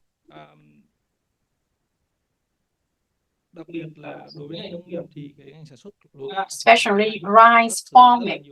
Rice farming consumes a lot of water. Even though we increase the yield to 6 tons per hectare already, the value the water index is only the water efficiency of Vietnam is only 1/2 of China and 1/3 of India. So increasing water efficiency in rice farming is a priority. A second challenge is our irrigation system. The works for irrigation in agriculture is getting older and less efficient, even though the government just given a priority to refine the work, the irrigation works. There are also limitations in investment for maintaining maintenance and building new works. So yes, we are facing some limitation in the water reservoirs and the channel systems. And fourthly, it is water pollution in agricultural production. Agriculture is one of the most impacted industries by water pollution, and it is also a source of pollution, water pollution as well. Annually, we have 400,000 liters of plant chemicals and other kinds of chemicals that leaks into the environment. This is the primary source of surface water and underground water pollution in Vietnam. Agriculture is also creating a lot of solid water. The collection rate in agriculture, waste collection rate in agriculture is about 40 to 50% in the countryside and about 86% in the city. So that's the challenge. And I also want to address gender equality in the agriculture and accessing to water. Women accounts for a half of the labor in agriculture, and 84% of women from minor ethnicities participate in the agricultural activities. However, their voices in the agricultural and farming diseases and also water access is very weak, and that's why we need to integrate gender equality into agricultural farming practices. Okay, thank you, Mr. Nguyen Thayan, for the very closely related to what Dr. Michael already explained, because agriculture is very much impacted with the climate change. And of course, there are a lot of challenges that you have already mentioned, but also then it leads us also to the industry. So how will the industry also try to link your challenges with the climate, and then what are the opportunities that you have? Okay, so please, Mr. President. Okay, thank you very much. I know I have 5 minutes, so I'll try to stay within that. A bit of a challenge to put all eco-industrial parks topics into 5 minutes. So understand this is a teaser, and I try to get through some examples. But yeah, let's start. Next slide, please. We are PlanetZero.Earth, and we are part of the ESG Alliance, which is an organization collectively taking care of these topics. And we have an advisory council where I'm a member of, especially focusing on the eco-industrial park, which is one of the solutions which can then the industry help and develop more sustainable operations. And also collaboration is one of the main issues where we try and need to work on all those challenges we have heard this morning already. And I think Sander already made a good survey this morning. We have a lot of manufacturers and factories related topics here, as well as food and beverages. So that's why I think this is closely related to many of you and therefore quite important. So we are focusing on sustainability. Eco-industrial park is a huge, comprehensive, complex topic. But of course, we are focusing here more on the water sector. I just want to mention, of course, economic. It needs to be economical. Otherwise, we will not do it. Social performance is very important. I think we have another panel focusing on these kind of topics after this. So we are focusing on the environmental performance mostly for this presentation, but it will be more comprehensive. Next, please. So even the Environmental is a lot of topics we are talking about. Is energy. How do I produce using energy? How do I get my energy? What do I use for material? We're talking about waste and material use. In Europe, we try not to talk about waste. It's all resource. So we try to keep it in a circular economy. We're trying to make use of it. And so that's why we actually also have the same issue for the water. We want to reuse it. We want to keep it as long as possible within the system before we discharge any of it. Next slide, please. So a lot of text, just maybe some items I would like to highlight. And mostly it's, of course, water conservation. For many companies, as we have heard, bridging the tap is the most important one. I don't care what's happening. I need my water. I have my water and I use it. And then I just let it discharge and I don't care. But again, we cannot do this approach. We need to be collaborative. We need to work together. Otherwise, we all will suffer from climate change and all the consequences. So any company using a lot of water should think about how can I use it more efficiently. This example is a beverage bottling company, high efficient equipment, high pressure nozzles for the cleaning and so on. So there are quite a number of technical solutions. They are all available. Sometimes it's a challenge to make this financially viable. However, this is a long-term strategy. So there should be some way where this can be part of the investment. Closed loop cooling systems to minimize the water losses, as well as, of course, what we had, I think this morning we had a quick discussion about leaks. How efficient is the water distribution system? So even within the property, within the industrial park, make sure you are not losing water before actually using it. So this is one of the major issues we are facing as well. And of course, once I have used it, recycling and reusing. There are quite a number of factories. They need high quality, clean water. But then after you have used it, instead of discharging it, where in my factory do I have, where in my system I still can make use of it? And therefore can reuse, repurpose the water. Is there some measure I can clean it in a way that I still can use it for other purposes? Of course, we have heard about the improvement and changes in laws and requirements. So this is very, very important, and it was a very interesting and very special section this morning. So this is all very important, supporting what actually industry and businesses actually allowed to do.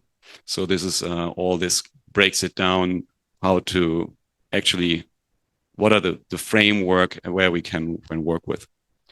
And again, is all what we are now talked about stewardship. So it's collaboration, is working together. How can we implement all these kind of things? 1 minute. How can we get people engaged so that we bridge the gap between different industries, between different stakeholders? All are involved with water and we all need water. Next slide, please. So just a few examples where, for example, industrial parks and Daniël Stork just mentioned nature-based solutions, and I would like to highlight these because those are not really high investment, very expensive solutions. There are some solutions which then can support, implemented by the industrial park, implemented and support the community and others in that respect, and it very well fits in the stewardship. So stormwater is a huge issue. We have heard half a year there's almost no rain. The other half of the year we have a lot of rain. And it's actually too much, and we need to drain it a lot. So that, but we still suffer from flooding and so on. So there are quite a number of solutions where we can infiltrate, where we can make use of the water to create wetlands, even for the landscaping. We have huge industrial park with a large greenery and green area, and this can support the replenishment of the groundwater. We are lacking groundwater levels and are dropping. So there's quite now some issues where industrial parks, with the right mindset, with the right innovation ideas, nature-based solutions, can help and support this. Next slide, please. So making use of the wetlands, cleaning the water, stormwater, wastewater, depending, of course, on the quality. There are some measures which can support all of that, provide biodiversity, living room for animals, for plants, but also can be a greenery area for people still to enjoy the industrial parks, workers who live there during their break time, and make it all more useful for the environment and for the water. Okay, thank you very much.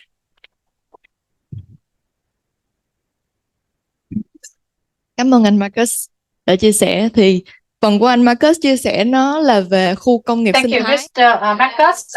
This is about ecological, eco-industrial parks. So I think people from the manufacturing sector understand this concept very well. And there is the story about water credit and carbon credit. In Vietnam, many people ask me questions about these two topics. Vietnam's manufacturing sector use quite a lot of energy and also energy for water pumping, or whatever the energy sources are, coal energy or hydro energy. So there is carbon emission embedded in that as well. Looking from a manufacturer perspective, you can think about water footprint and carbon footprint in your operation process, and then how to calculate your contribution toward the net zero commitment. Ms. Quinn from IGH have a number of activities to link manufacturers that need financing, funding, financial support. So the questions for Ms. Quinn is what is the mechanism to connect the public and private stakeholders when they want to have like a private company want to have some green transformation project in their entity? How will they get connection? Hello everyone, my name is Yu Quỳnh. I come from State IDH for the textile garments program, and for the question straight by Ms. Hai. IDH, for IDH, we have currently focused on the garment and textiles industry, and together with the project owners and together with the Industrial Parks Authority, we are helping them, and we are currently working in Stafai Industrial Parks. And for the IDH, when we're working with this industry, with the companies, the way we approach as follows. First of all, we introduce them the global context, where we are in the world in the green transformation. And secondly, how we adopt, we will emphasize the legal requirements, because in Vietnam we have a law on environment protection 2020, and so in the EU we have a USID, CSID that is applied for the textile and garment industry, especially for the ones who exporting their products to Europe. And thirdly, when we're working with this textile and garment industry, as well as those industrial parks, we also emphasize, first of all, when they are working and when they embark on their green transformation, probably first of all, we didn't think about the profitability. We cannot make a commitment that they will have, they can increase sales, they can increase profit, but for the immediate, for the immediate values, they can save some of the OPEX, operational costs. For example, instead of using the grid supplied in the industrial parks, they can change to the LED lights. And another thing is, when we're working with industrial parks, IDH always making the commitment that we will provide a technical assistance, improving the capacity, improving the capacities for the industrial parks, as well as the tenants in those industrial parks. For example, we have an sustainable textile and apparel that we applied for the 5 industrial parks. This is a program that we provide as training courses, and we also introduce the expert and trainers in order to provide the trainings for the companies located in those industrial parks regarding energy efficiency, as well as their water consumption. So we provide a 100% support. And a second program that is also been winning the InStep program, which is transparent and environmental information disclosure platform. So for this, we are working with the pollutions and emissions, the Department of Monterey, and together with Windrock International. And by the end of 2024, this platform will be put into place and will be replicated nationwide. Currently, we pilot in Nam Định province, and for the Bảo Minh and Hoa Sa industrial parks in the Nam Định province. And so for this activity, for this program, they can update the environmental data on this data platform, and the regulator and the local and the government can check, can verify those data on this platform. And this platform is monitoring the air pollutions as well emissions together to the water surface water. So the values and the benefits for the companies involved in this program, this project, you don't need to have already established your own platform. All those data will be collected in the same platform, and the regulator will be easier for them to monitor as well as to monitor such data. So that is the approach of the IDH. Thank you. Chúng tôi xin lỗi vì chúng tôi không có nhiều thời gian cho cái phần trình bày cho các. Thank you for the explanation. Of course, we have now 3 questions from the Mentimeter. I think if we can show this Mentimeter, or maybe I can just look here. We have actually 3 questions, but I think the third question maybe it's going to be saved for another session because this is more on the policy. And then for the 2 sessions that we would like for the panelists to answer is there is one question about the agricultural efficiency and water resilience. Mr. Nguyen, what are some of the programs you are implementing to help improve agricultural efficiency and water resilience? This is a question from Mr. Nguyen. And then another question is how to develop efficiently the room for water in context of climate change for Vietnam Mekong Delta. So I think Dr. Michael and Mr. Rever can also answer. So yeah, I give the floor to you. Thank you. I think this one is.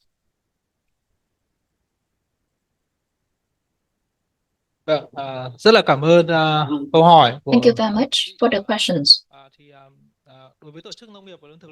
For the FAO, for the FAO, we have been working with the Ministry of Agriculture and Rural Development and Ministry of Natural Resources and Environment to implement a number of projects in order to promote this sustainable productions. Numbers of projects that we have been implemented in Mekong Delta. We're working with the Ministry of Agriculture and Rural Development to promote this sustainable practices in rice cultivation, dry production, including using the water efficiently in rice cultivations. Together with that, FAO also working with the Monterey to get in order to implement a number of projects and programs related to trans-boundary water resources between Vietnam and Laos PDR, as well as an underground water between Vietnam and Cambodia, so that we can have the correct and accurate evaluations of this preserved water reserves and sharing the transnational trans-boundary water resources and establish the shared informations between Vietnam, Laos, PDR, and Cambodia. And currently, FAO is working and developing the projects for the Global Environmental Fund, including one project on promoting and ensuring the food security of the Mekong Delta region, as well as one project on addressing the sanitary and clean and blue oceans in order to solve the issues of discharging from the industry. So those are the projects and programs that FAO have been and are doing to implement in Vietnam together with the government of Vietnam in order to use the water resources efficiently in the agricultural sector.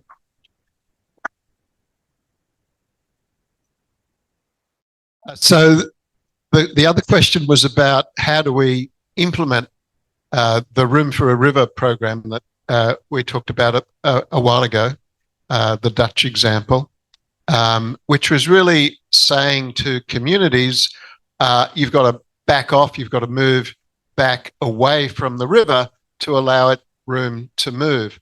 And of course, that's completely at odds with what people have done traditionally, because people move to floodplains and they move to river deltas because they're the most fertile areas.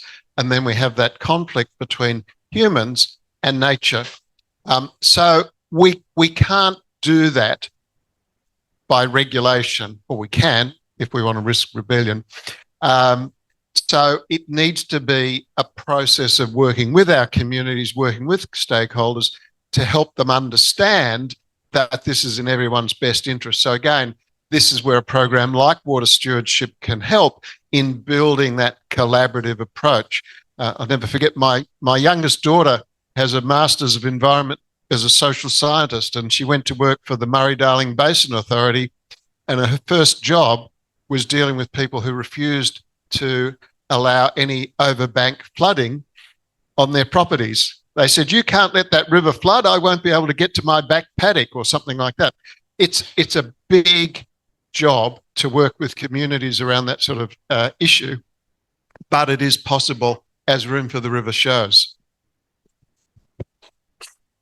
I would interpret it room in more space in our heads, because before you go into the river basin and change things physically, I think we need to be more aware of the topic. So I think I would like to have more room for the topic of water, because in our advisory consultancy work, we see we get a lot of questions regarding energy. This seems to be a high focus for many of manufacturer companies, industries. But we need more room for water as a topic to be more aware of it. And therefore then we can go outside and people will understand, oh, I need to give some room, and it's a collaborative approach. And that will help then to make room inside, outside in the space. And therefore this is awareness is one major issue, to understand the problems, what are the reasons, and what I can do as an industry, as an industrial park, and that we all need to work together. I think that needs more room.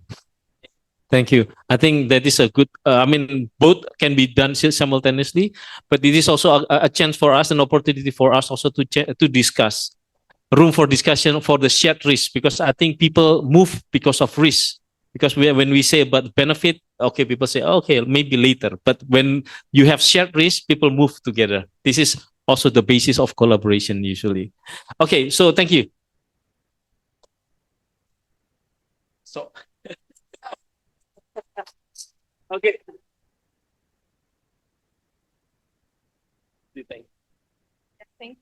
Thank you everyone for speaking and sharing your insights. There was a little bit of questions around policy, but I was trying to squeeze it in once we have time at the end. So for making room for the next panel, pass my mic. Thank you, Han.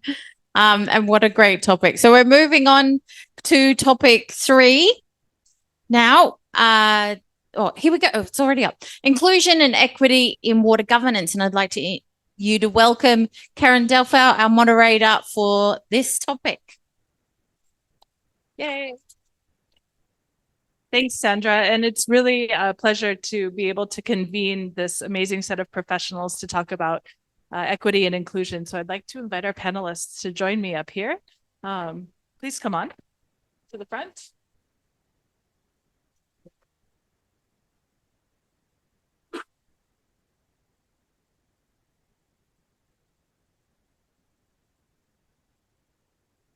So I have some bio information on each of the panelists, but what I'd like to do is kind of make the link between what we were just speaking about at the end of the second session, and really just let the panelists speak because I think their voices will speak much more even than their bios. There's a lot to share. But it is about engaging communities. And so often the people who are the most affected by the decisions that are being made are the ones who aren't given a lot of space or a lot of room for their voices and their perspectives. So it's a challenge for us. How do we find room and find space and create opportunities to bring different voices into water decision making, into water stewardship? Water stewardship is framed around collaboration, around understanding the data, the science, but also the people and the needs and the issues and the challenges of all of the people who are part of the catchment. So with that, I'd like to actually just pass the mic over. And who would like to start? Dr. Ha?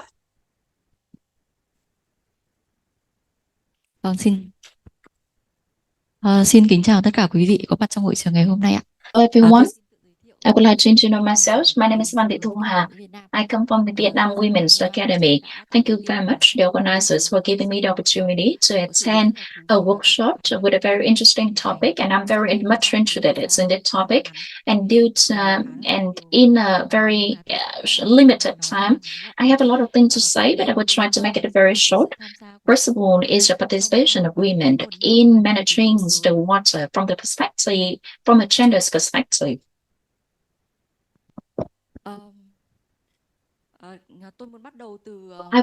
I want to start from the gender perspective, from this gender needs, from the gender needs of women, and the ways the women approach to water sector and their participations in water management.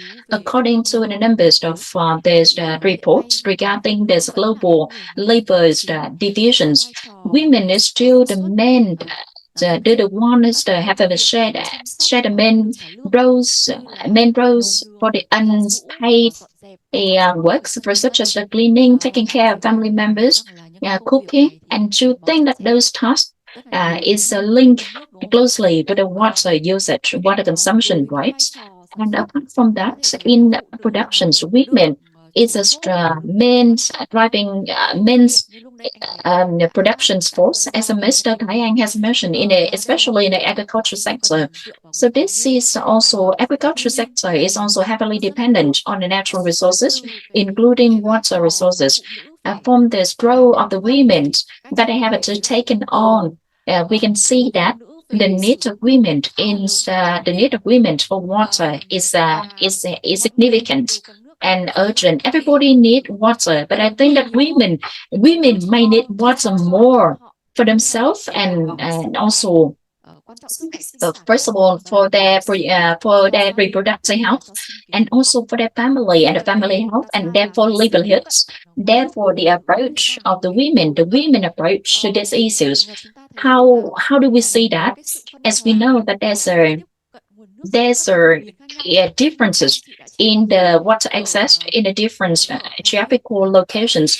Women in the urban areas get an easier access to water compared to the women living in the remote rural mountainous areas, and this leads to the burden of the women shoulder when they have to take on when they have to take water to carry water back home.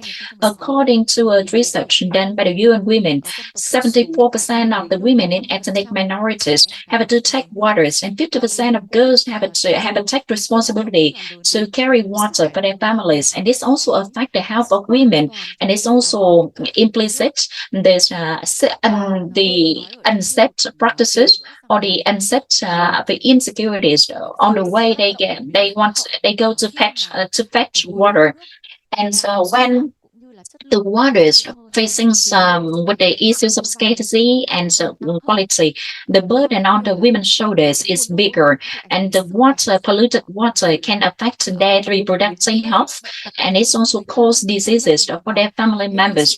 And the main caretaker, the main caregiver is in the family, usually women. And the sustainable development agenda that we have for this goal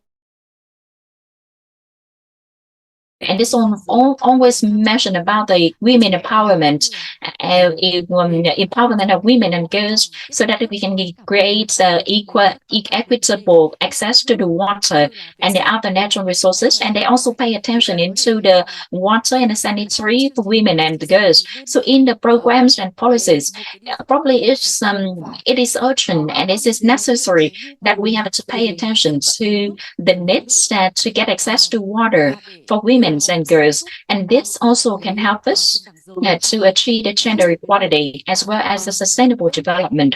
Along with that, apart from that, the women is the beneficiaries of the policies. I want to mention about the role of women in participating in water management and water governance in the UN's water governance. We all agree that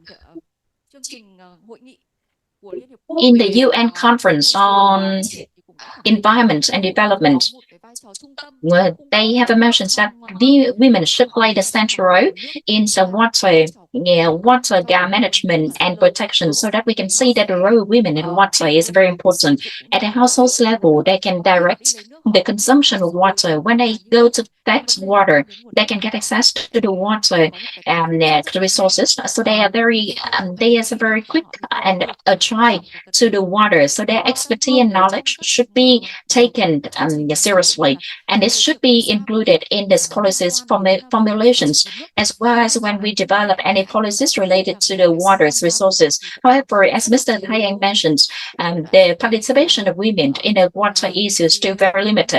Due to the time constraint, I just want to lay out some of the few things, especially some proposed policy. We need to include in the policies and laws and regulations, and to have a bigger role of the women. And there's the bigger role of women in the water management should be the necessary thing in the policy formulation. Thank you very much for listening.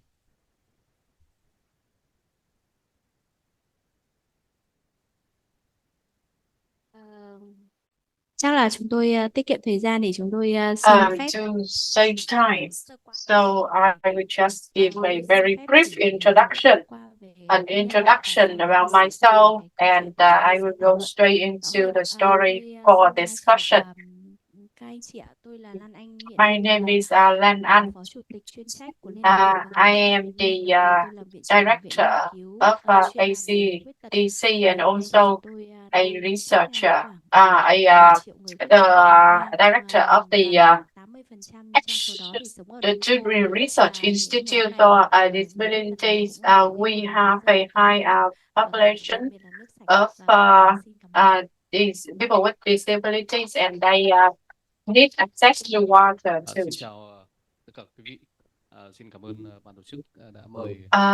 Thank you for inviting Oxfam to today's workshop. My name is Vũ Xuân Việt. I am the program manager for humanitarian and recovery action.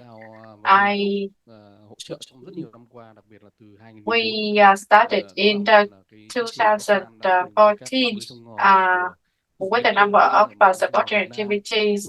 Oxfam participated in the river system support program, and also the target groups of women and other vulnerable population. The second big program that we received fundings for, and cooperating with a number of governments and also local authorities, is building the capacity to adapt to climate change.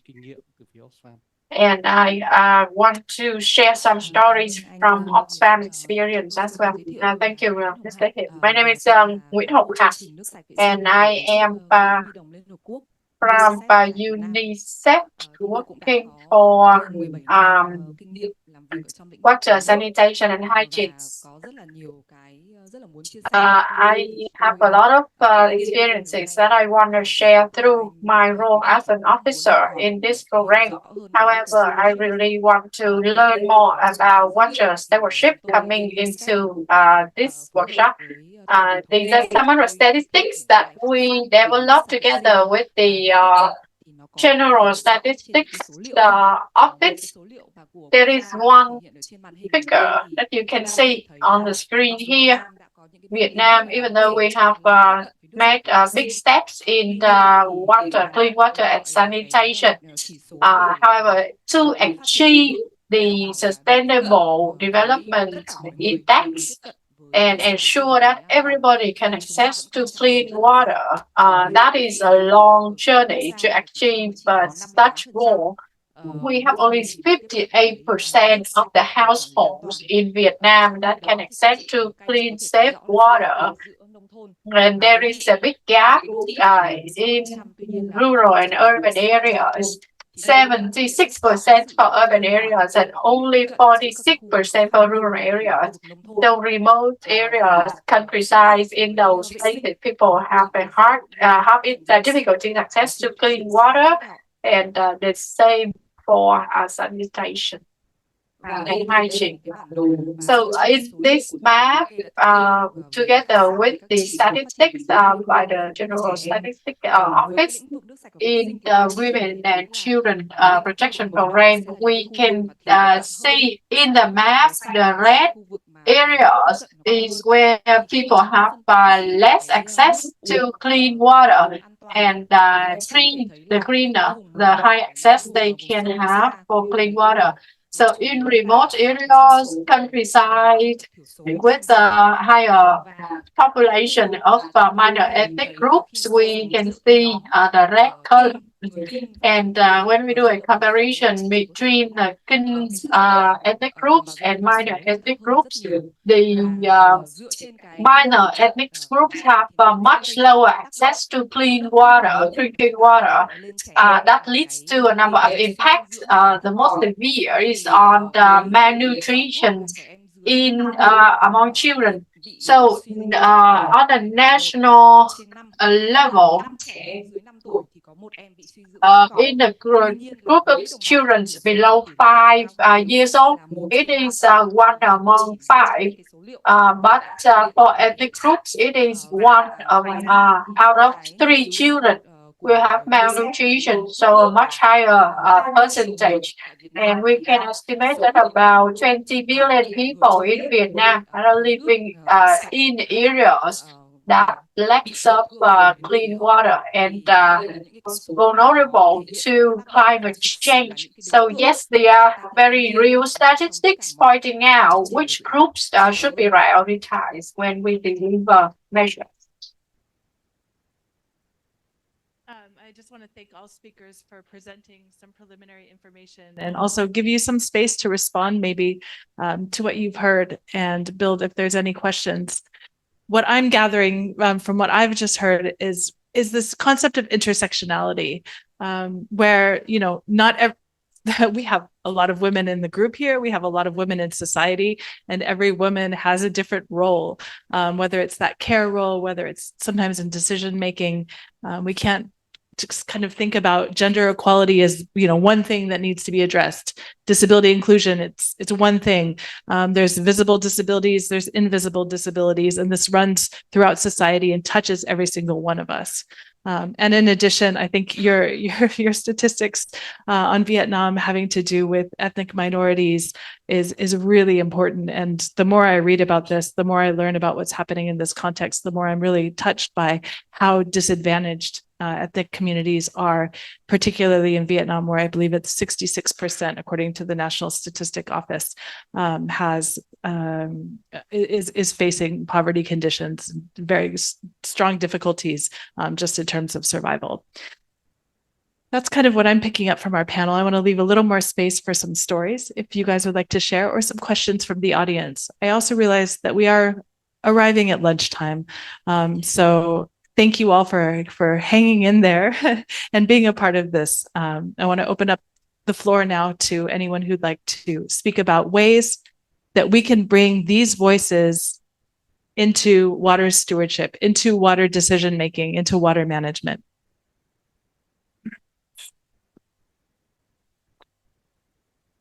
Tôi xin chia sẻ thêm về một ý liên quan đến vấn đề là nước sạch. I'd like to share a little bit more about clean water for vulnerable groups, including people with disabilities. So looking at the data shared by Ms. Hạnh here, for people with and lacking of data is also one point that we need to address. We need to think about it. Maybe that means they have no access at all, and they are being impacted severely. 20 years ago, there was a small research about clean water for people with disabilities in the care center, in social care centers.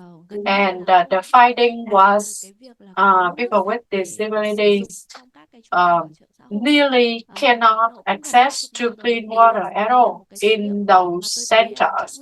However, that finding was quite old, 20 years ago. I think if we do the similar research now, we can point out more issues related to this. And about 80% of people with disabilities are living in rural areas. That means if they want access to clean water, they have to overcome many barriers, including movements and difficulties. The clean water in their house, if they want to access to clean water in their own house, it is difficult too because there's no facility that help them to move with the wheelchairs, etc. Not mentioning accessing to clean water in public places. And in rural areas, it is very difficult for the people with disabilities to move around because there is lacking of facilities, supporting facility. The clean water program communication points out the importance of public-private partnerships, and government has issued a number of regulations as shared by Ms. Anh. So we have the support from the government, we have the participation of the private sectors, and we need the participation of vulnerable groups, women, people with disabilities, etc. How to have them all on the same page. I think if the private sector can see the influence, the impact on this group by lacking of clean water, or they can be benefits for them if they can access to clean water. They can come to us, our organization. There needs to be the participation of support groups just like us.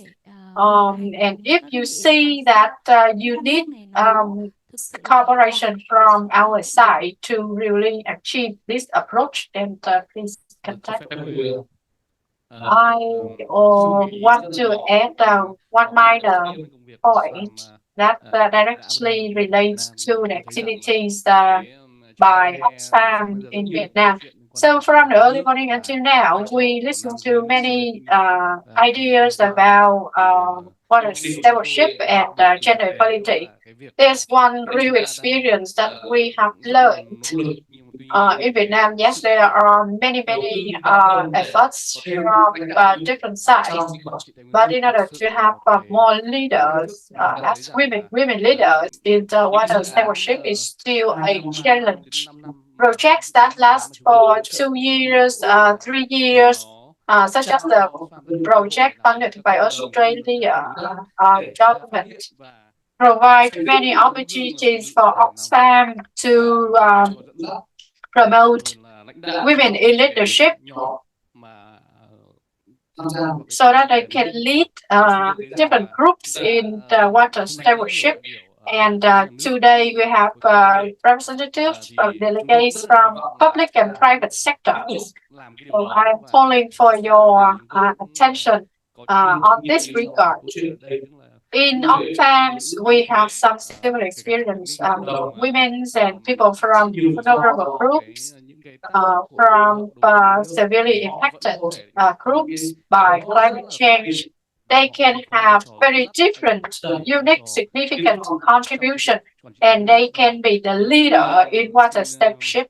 So I want to emphasize this message, and I really hope that in your position, through your day-to-day work and through the regulation, please pay more attention to how to increase the women participation. Thank you.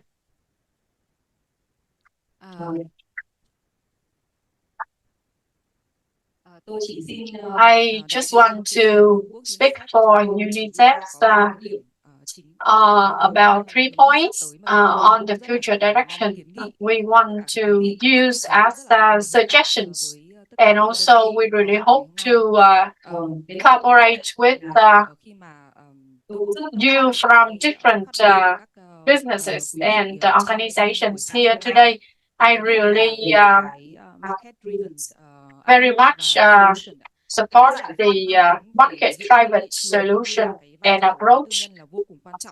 The role of businesses, private sector is extremely important in the climate change context.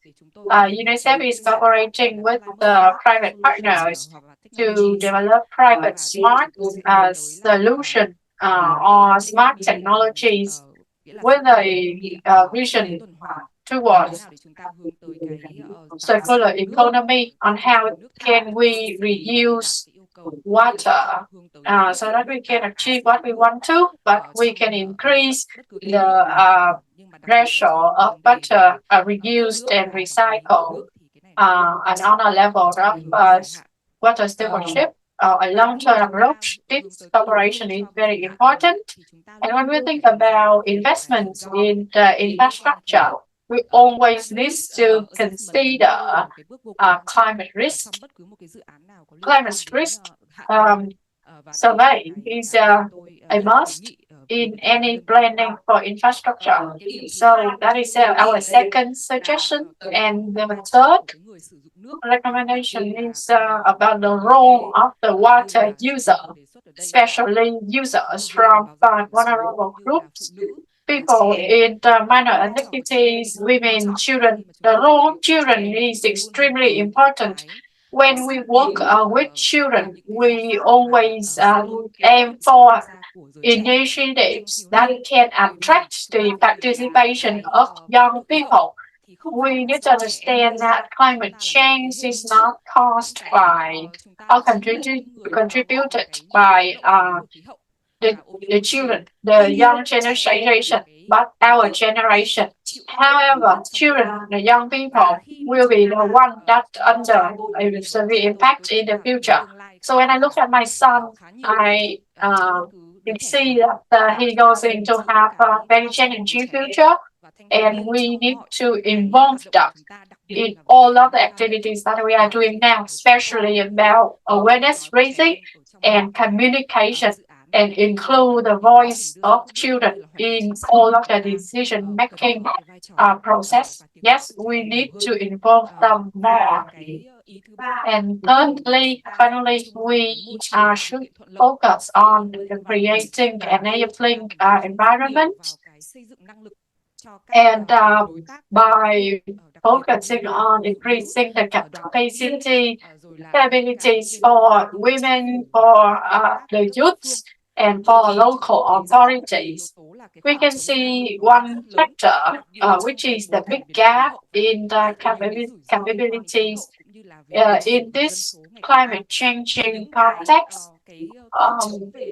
The gaps in the capabilities at local levels will prevent us to create results on the national levels and achieve sustainable outcomes. So building capabilities for local authorities and other partners in women association, youth association is also very important. So these are some of our suggestions UNICEF want to discuss with you in the long term. Thank you.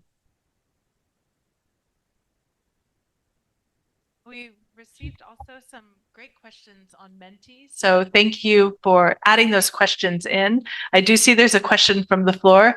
I want to just bring up this question around raising awareness amongst men. And also, I think that's a big question. And how do we engage businesses? So you guys have already, I think, really spoken some key points about how businesses can be engaged. And this issue of raising awareness, I think, is one also that needs to be addressed. So there are two questions from the floor. I'm wondering if you would like to, Madam, if you'd like to take the mic. And then I see there's a burning question behind you as well. So. Xin tôi biết là thời gian rất là ngắn, thì tôi chỉ nói đúng một câu thôi. That we don't have much time, so very short. The Australian Water Association is funding us on the JESI projects, gender inclusion, equality. So we also received funding from UNICEF, and gender is only a very important factor for us in all of our activities. So GDP assessed that 80% of the projects need to include gender equality into their programs. So in our association, all of the water businesses have the policies for providing clean water to people with disabilities, and they don't have to pay for it. And this is not forced by law. They voluntarily include this into their policies of their companies. So I just want to let you know this, and together we can do something even further than that to provide a perfect service for clean water to people with disabilities. So thank you very much for IDLB and the Australian Water Association. About this, we talk a lot about gender equality, but we need to think of inclusion in terms of people with disabilities as well, how they can participate in the industry, and that is how our association is doing this.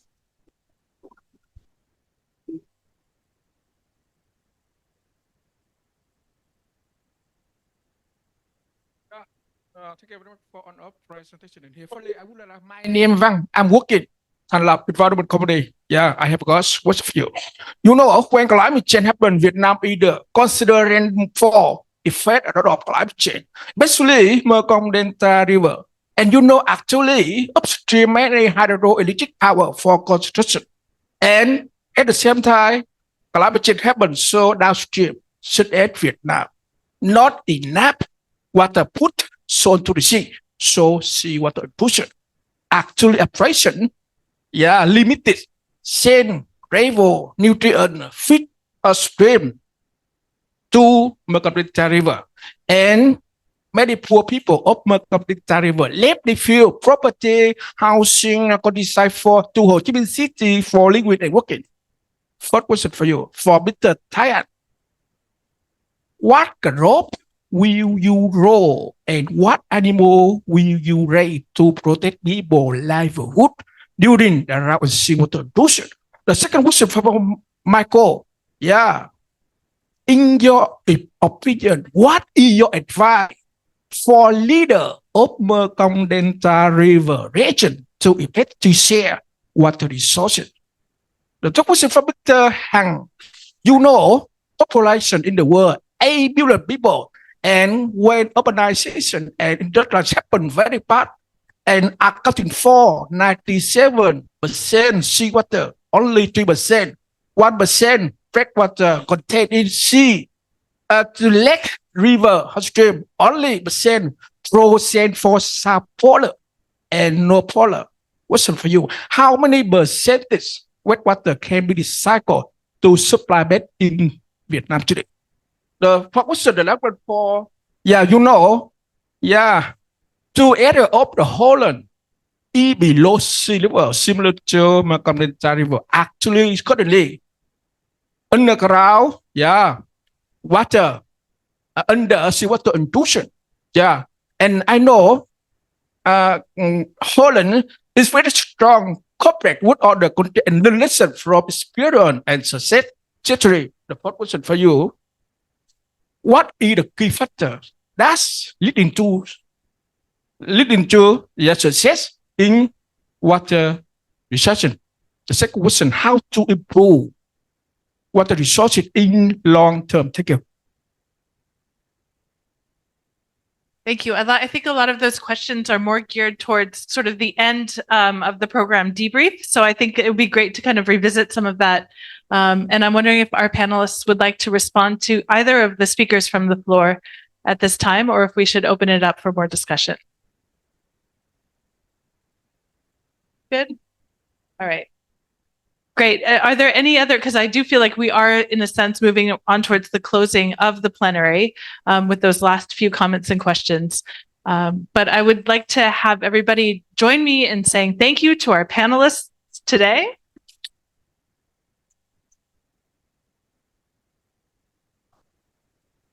They've all spoken about being open to sharing additional information. So I encourage you to speak with them during the lunch break and to make a strong connection. Maybe they can come and speak at your organization or your company about some of the issues we brought up today, because I think it's the beginning of a much longer conversation.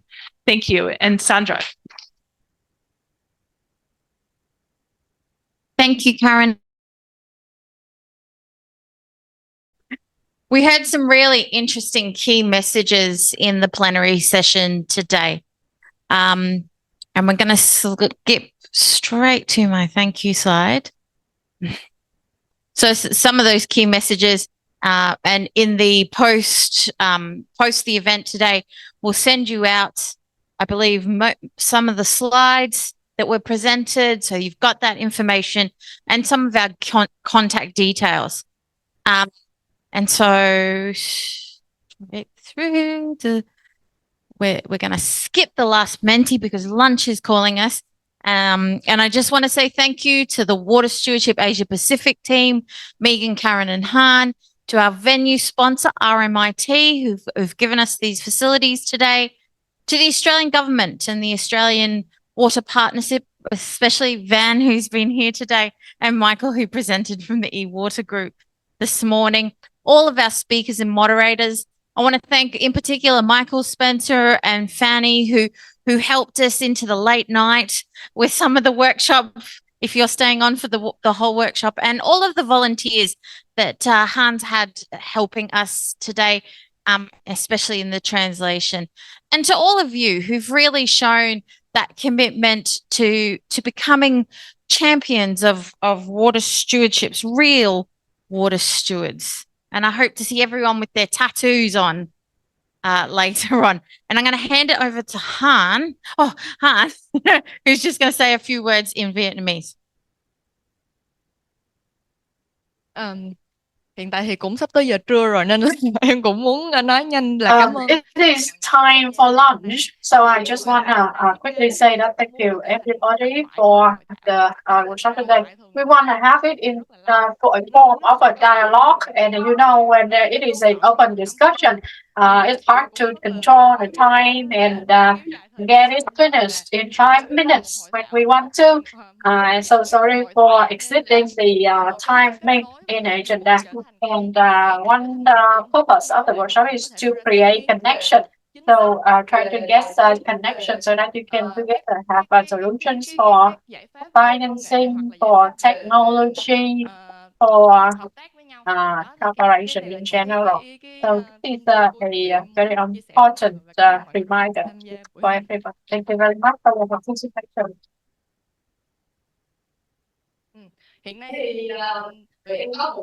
And yes, we have a after the workshop today for everybody. Ms. Strang will give you a instruction. afternoon, so we have buffet for lunch at the AB food court, just right next to the hall. Just like get out the hall and look to your right, and you can see where it is. And the location for afternoon session is upstairs. You can claim to stay at one floor or press second floor if you use the elevator. You can find the staff ready to support you there. What time do we start lunch? 1:15. Sẽ tầm cỡ 1:15 mình sẽ bắt đầu ạ. Okay, have lunch at 1:15. Thank you. So we have the afternoon session just around 1:15.